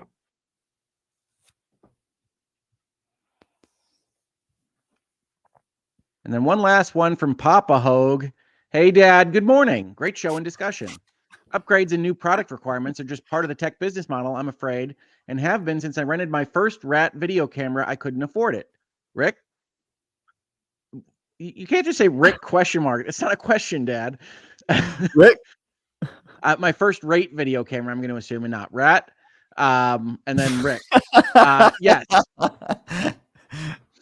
Yes, I agree that upgrades are always a part of technology. I just don't know that I want to be as invested in platforms that don't really have a reason for me to have purchased them 4 years ago and be asked for another investment now, right? It's essentially become a kind of subscription model when you've got these mid-gen refreshes if you want to stay fully up to date on these things. And I like Travis's vision of the world. We're obviously not there yet. If we are heading that direction, this is the transitional phase. And so I don't see a need to jump on the PS5 Pro unless it's really affordably priced, but we'll see. We'll see what that price looks like. And in fact, we'll see that. Oh, yes, Travis. The whole point of mid generation refreshes is that you don't have to upgrade. And I think that PlayStation's perfectly happy for you to just buy a PS5 and get onto that bandwagon. And you explicitly can skip this mid generation refresh without having. Well, I think where I feel bad about it is I feel like I would want this one because they haven't really earned the previous money from 2020, and so I feel like I shouldn't have bought the original PlayStation 5. Right. So that's where it starts to feel negative thoughts about the brand and the company, is that you didn't deliver then, you're going to deliver now into the future, and I need to invest in that to get into that future band that you're going to deliver in. But I don't know whether they'll do that either. Yeah, I mean, PlayStation was the one that said we believe in generations and then proceeded to put almost all the games on PS4. So I think that is a sign more than anything else that generations are going away. And I think that's good for us. I don't think generations were ever helpful to the consumer, except for the people like us that are on the front lines. We want to see big increases in how good the consoles get. But I don't think most people are excited at the prospect of spending more money every 4 to 6 years or however long it is. It used One to of be these 7. generations was like, I like it used the to be 7-year 7. generations. I think wasn't the 360 generation like 10 years or something close to it? It was like very long, but yeah, it was, something like that. I know some of them have been short though. Like some of them have been real short. Yeah. Well, anyway. the Dreamcast just didn't survive, Travis. That wasn't a short generation. I think it counts. If they all die of dysentery at age 8, that's the end of a generation. I'm counting it. I mean, at least it's not a Sega 32X situation. Dad meant, do I remember that giant camera? I do remember that giant camera, Dad. I know there are character limits. I just didn't know what to do with Rick question mark. So I do remember the giant camera. It used to come down at Christmas with the huge camera that looked like you'd need like a counterweight on your other shoulder to hold.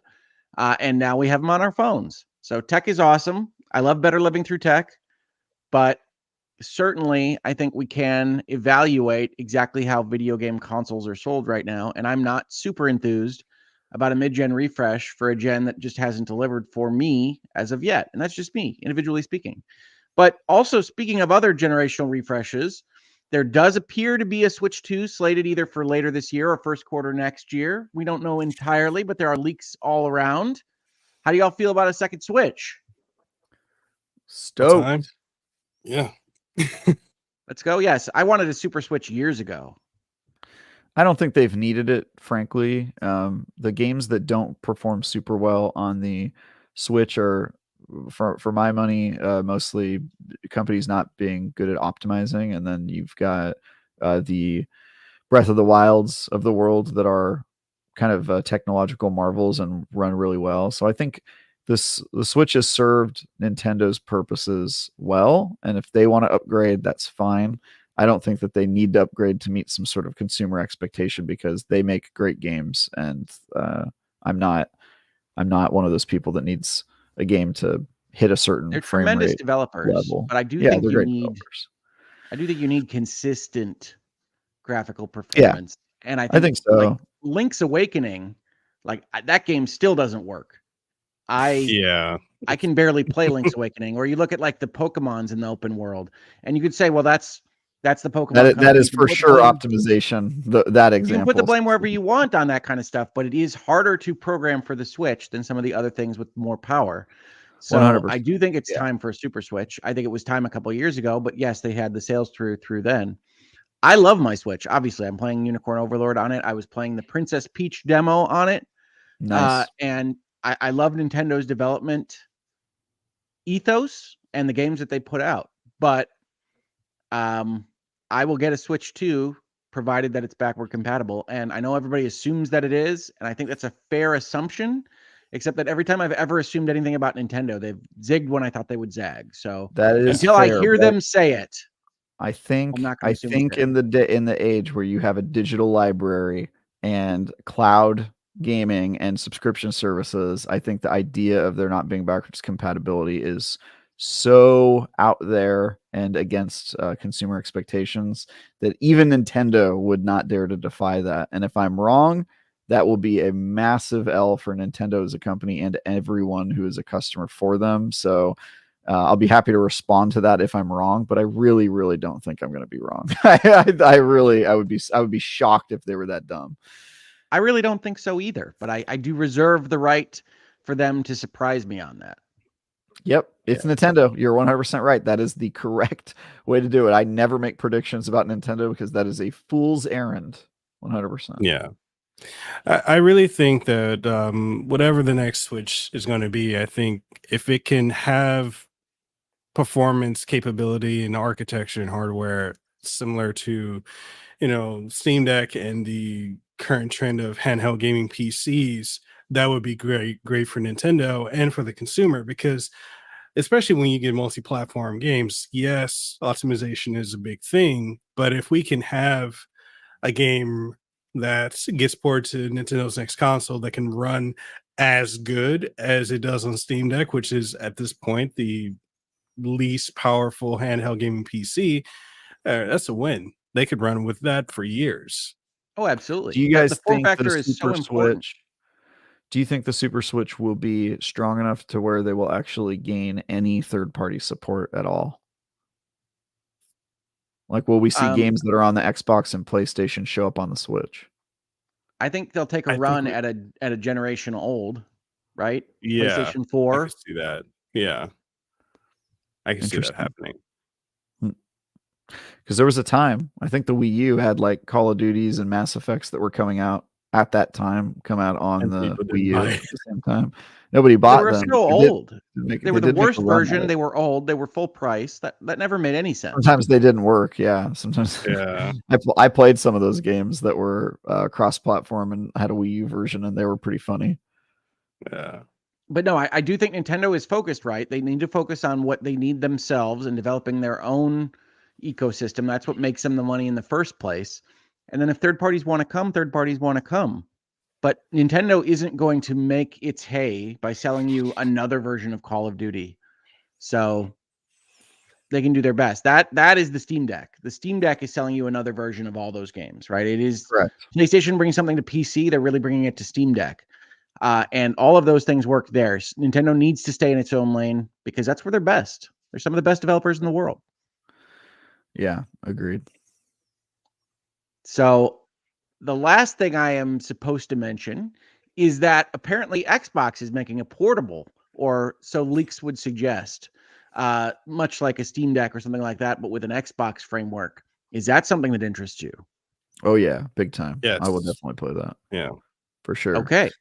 I like all the portable options. The PlayStation one that has to be tethered to your console is uh, interesting, but not what I want. What we want is the Switch that runs PlayStation games, which is a pretty big ask unless cloud gaming steps up in a real way. Which, to be fair, I live in an area where I actually can cloud game.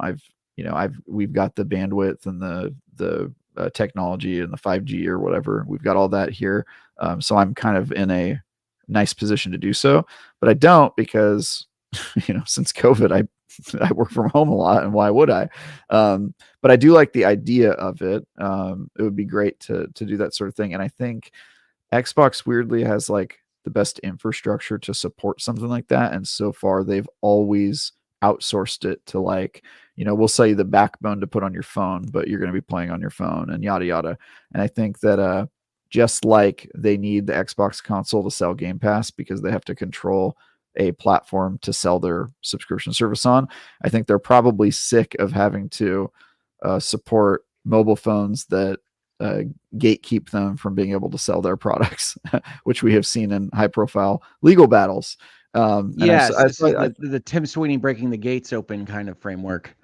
Correct. And I think this is probably another crack at that market indirectly because it's not on a phone, but they're basically saying like, hey, we want to take all this cloud advantage that we've got in this library and the subscription service and put it on something that you can hold and take with you on a bus. And I think that is a great thing, and I will almost certainly buy it if it comes out. Yeah, it's for me, it'd be a day one. I'm not someone who's against cloud streaming devices, which I'm assuming is probably going to be that.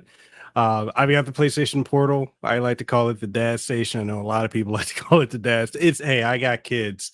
They're always watching Coco Melon or whatever their show is. So for me Bluey. to be able to Bluey, yes, Bluey, Caillou, which my kids like Caillou. Don't mock me, but yeah, I don't mind having it be streaming services, like a streaming service device like that. To me would be fine because I got good internet here. It works wherever I go. Even when I do 5G hotspot with my dad station, it still works fine. So I'm perfectly fine with it. If it's native, I don't mind it. But would they want to make another platform to be like a tier below the Series S and as far as performance and power? So I don't see them wanting to do that. Yeah, I think you're right.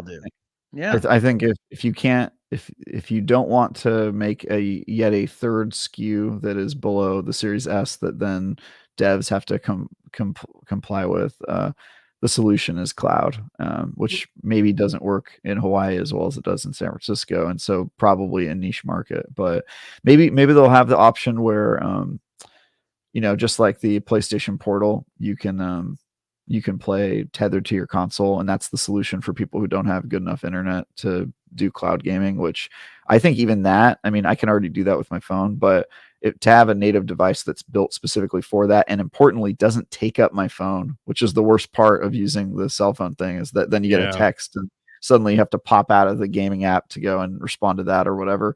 Not taking up my phone screen and accomplishing that, I think there is some value in that, even if it's not ideal for people who don't have the bandwidth to do full cloud gaming. I think that's why I like the Logitech G Cloud. I know a lot of people hated that device, but I'm like, there's a place for dedicated remote play type devices like that.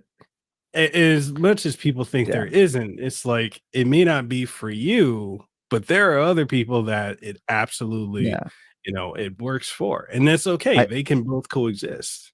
I think that there's definitely a market for it. I think what you're responding to is the fact that isn't exciting.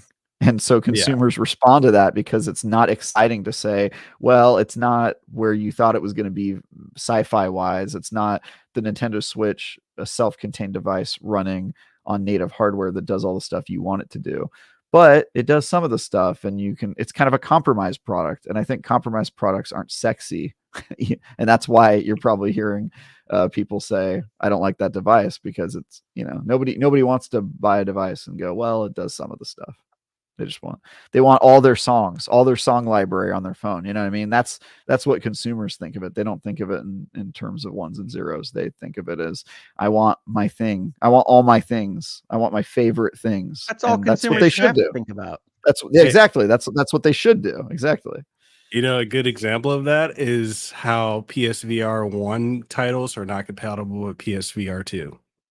That's such a Sony, I don't know what you're doing with that. That's a miss. I don't know that they know what they were doing with that. I think Are it they was even a still early. I supporting think it was it? an early industry, and I think they. Yeah, I don't know. I really don't know why they made that mistake, because Nope. PlayStation already had the cloud infrastructure. I don't know.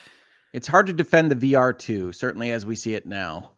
Oh yeah, big. I think it's time. got some fun stuff on it, but it is pretty isolated in the VR landscape.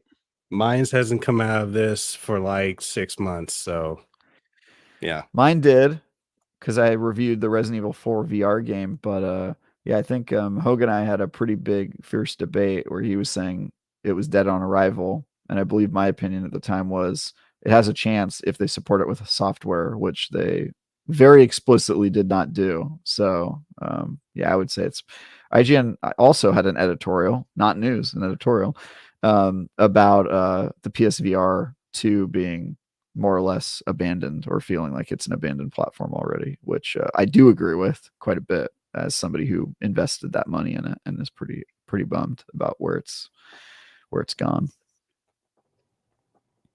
Well, oh, that was a wrong button hit. So hang on 1 second, folks. He just ends Speaking the of stream on Sony, accident. the Dean Files, thank you for the super chat.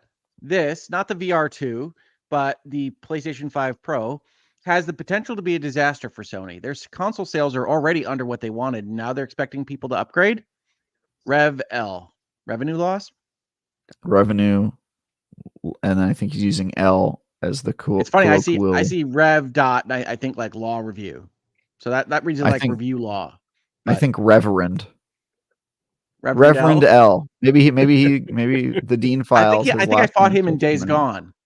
Reverend L. Yeah, it's a pretty good boss battle against Reverend L.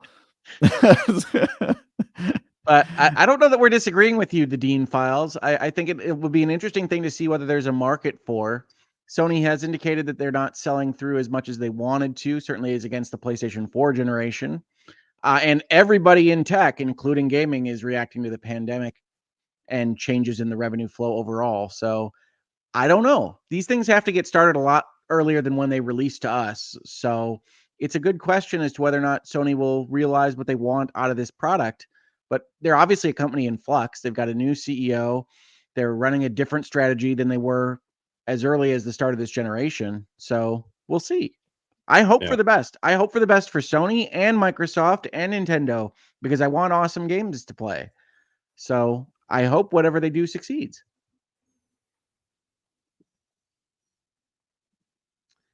MZ, thank you for being a member for so long.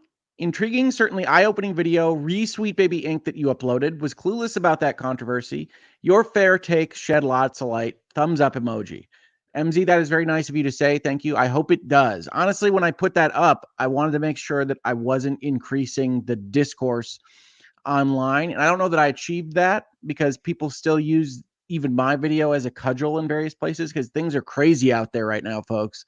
I might cover it again this week, but I don't want to just become the Sweet Baby Ink channel. Let's discuss everything that's being yelled about online. So we'll see.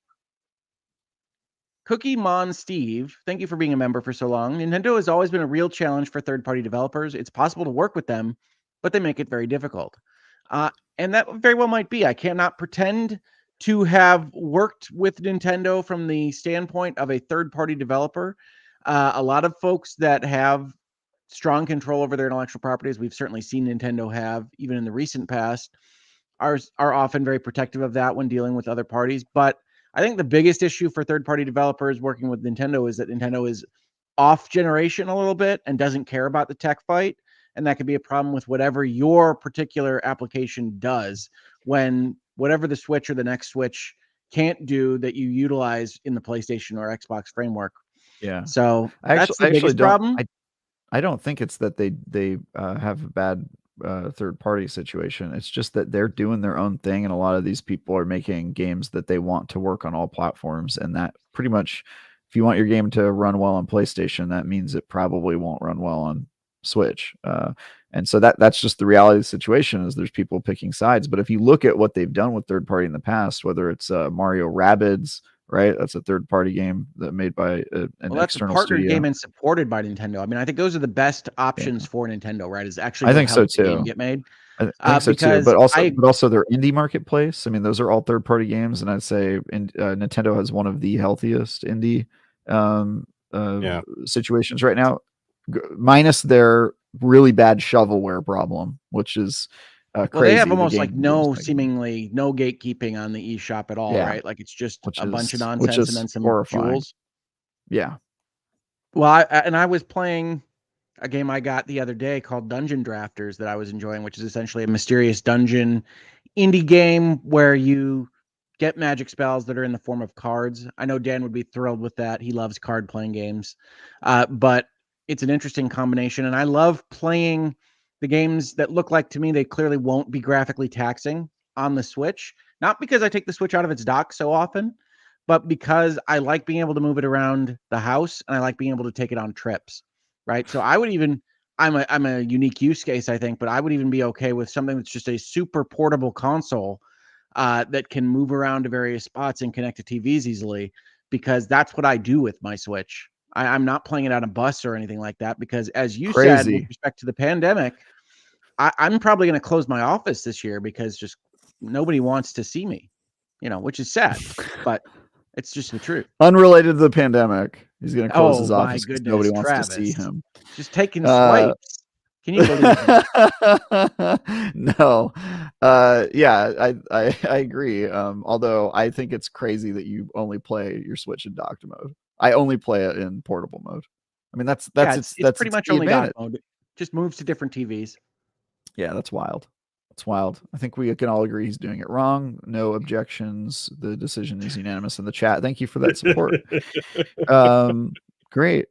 Yeah, it's cool. Oh, also, somebody in the comments mentioned Palia. That's a great example of a game that was doing so-so on PC and then did the right thing because they're a cozy game and put it on Switch, and now is I believe at 3 million copies, 3 million players. So they just announced that this week or last week.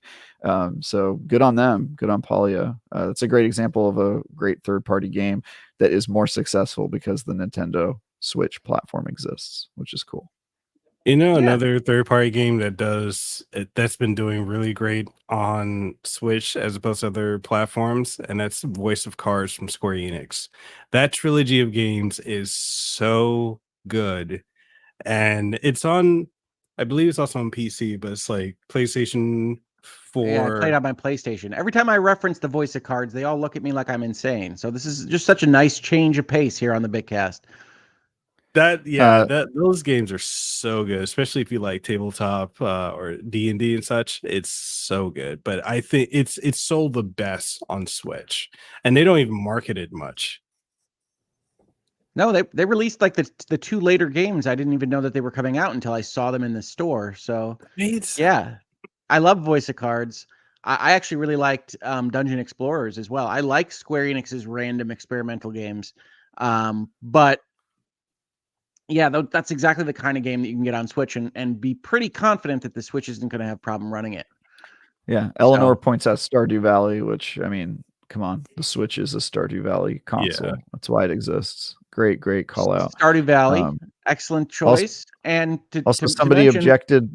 Nicola asks about the pronunciation of Palia. I have interviewed the creators of Palia to get a verification on which pronunciation is correct. And their answer was all of them, that they intentionally made it have no proper pronunciation. So some of them on their team say Palia, some say Palia, and some say Palia, which I think we can all agree is insane. But yeah, you can say it in any pronunciation you want, and they are all correct according to the developers and creators of the game. So there you go. I'm surprised they're not just pushing Palia as the pronunciation with the association with Pal World. They are not doing that. Yeah. Get Pal World and Palia. At least it's not a Hawaii situation where it's like saying Hawaii is actually incorrect. It's Hawaii, but there you go. Hawaii, like I'm a Hawaii. German. Yeah, it's Hawaii. Welcome to Hawaii.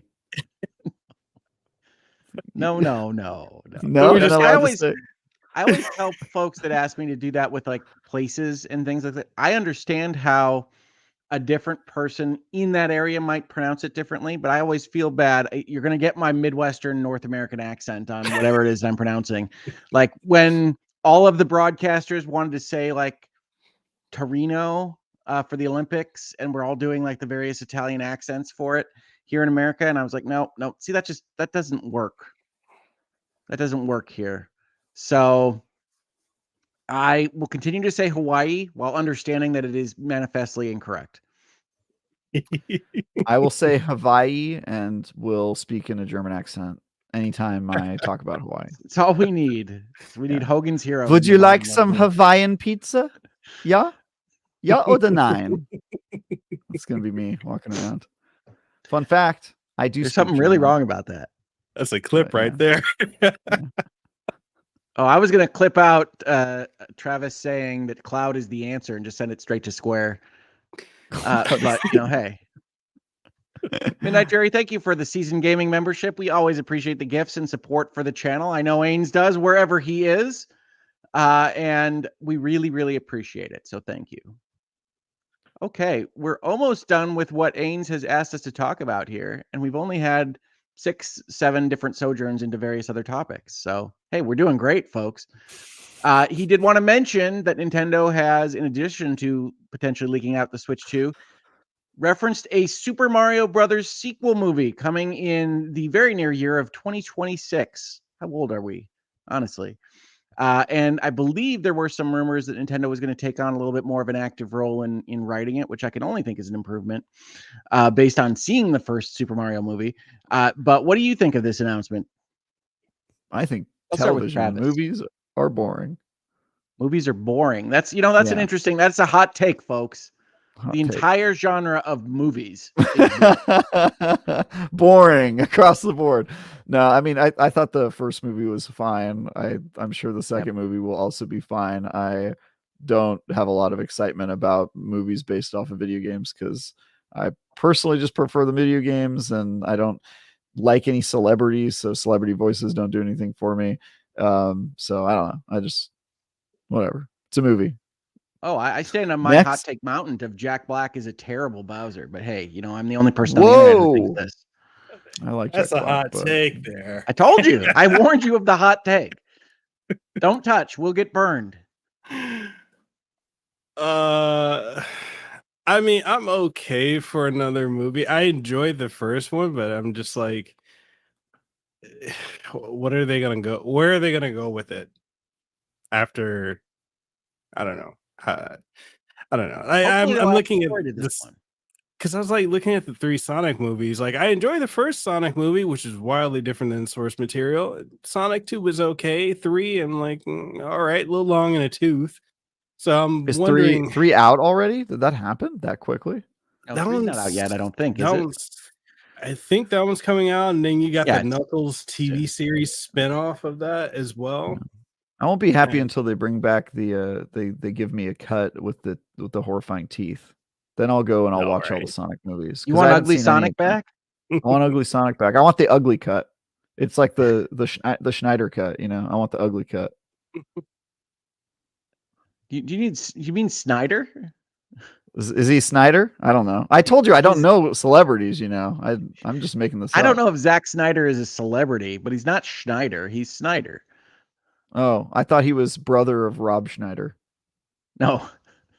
Joking. I don't know. No. No, I really like what Illumination did with the animation and how it looked as a Mario movie. But I was not impressed by the plot. So it's a kid's movie. It doesn't have to be like The Godfather or anything, but it could do more than even what it did. So if Super Mario Brothers 2 is better on that score, I will enjoy it more.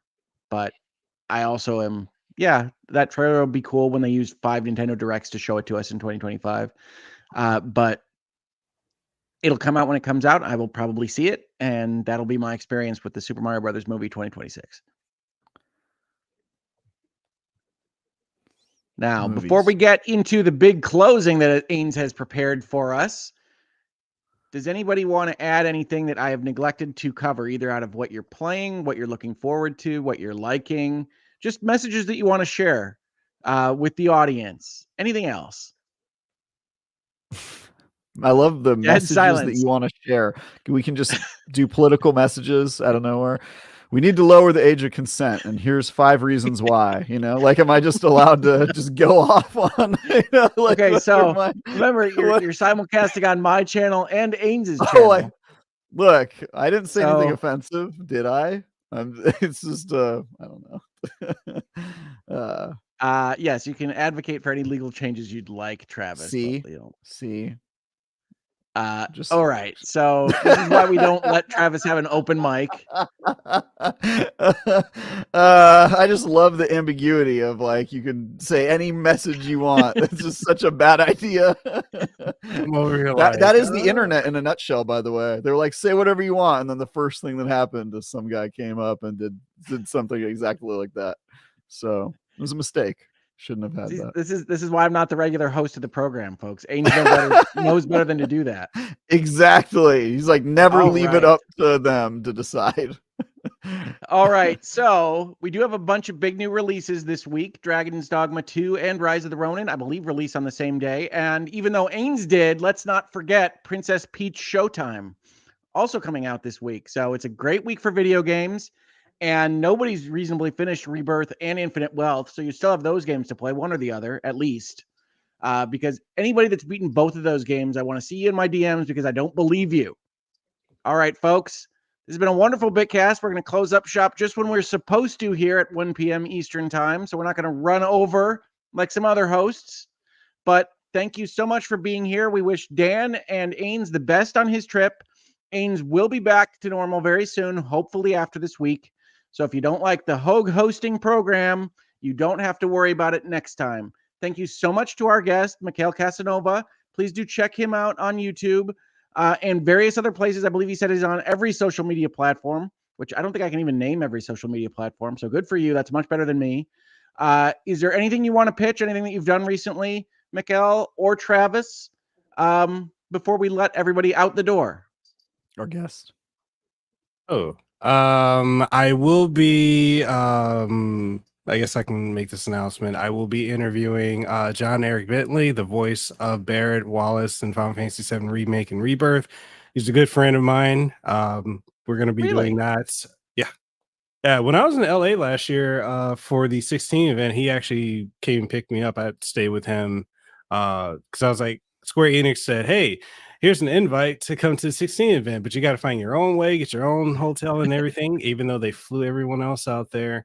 And I didn't get to play Final Fantasy 16 at the event I'm going to, no. Anyway, yeah. So when I flew out there, John was like, hey, where you staying? I'm like, I don't have anywhere yet. I'm going to go look at a hotel. He's like, oh, brother, just stay with me. So, in my brain space here, putting the story together, it is a man with a giant gun arm picking you up at the airport. He's there you go. Huge. I'm 6'2", and he towers over me. That's how huge John is. But I think Square Enix heard about your relationship with Fish, and they decided he could pay his own way. Yeah, I know, right? I got that interview with him coming up on my podcast, Casanova Podcast, and we're also going to be, my wife and I, we have a joint show called Podcasts Across Worlds. We interview a lot of anime voice actors and the directors over at Crunchyroll. So we're going to be doing a lot of that this year. We've got Richard Epcard lined up. We recently had Dorothy Fun. We are going to have Steve Bloom pretty soon, and it's going to be fun. And Christopher Judge too. That's one we've got lined up. So looking forward to that. Now you got to put a timer on him. I saw the Game Awards. Mm-hmm. Yeah, that's true. You also have to longer than the Call of Duty campaign. That was funny. He said that.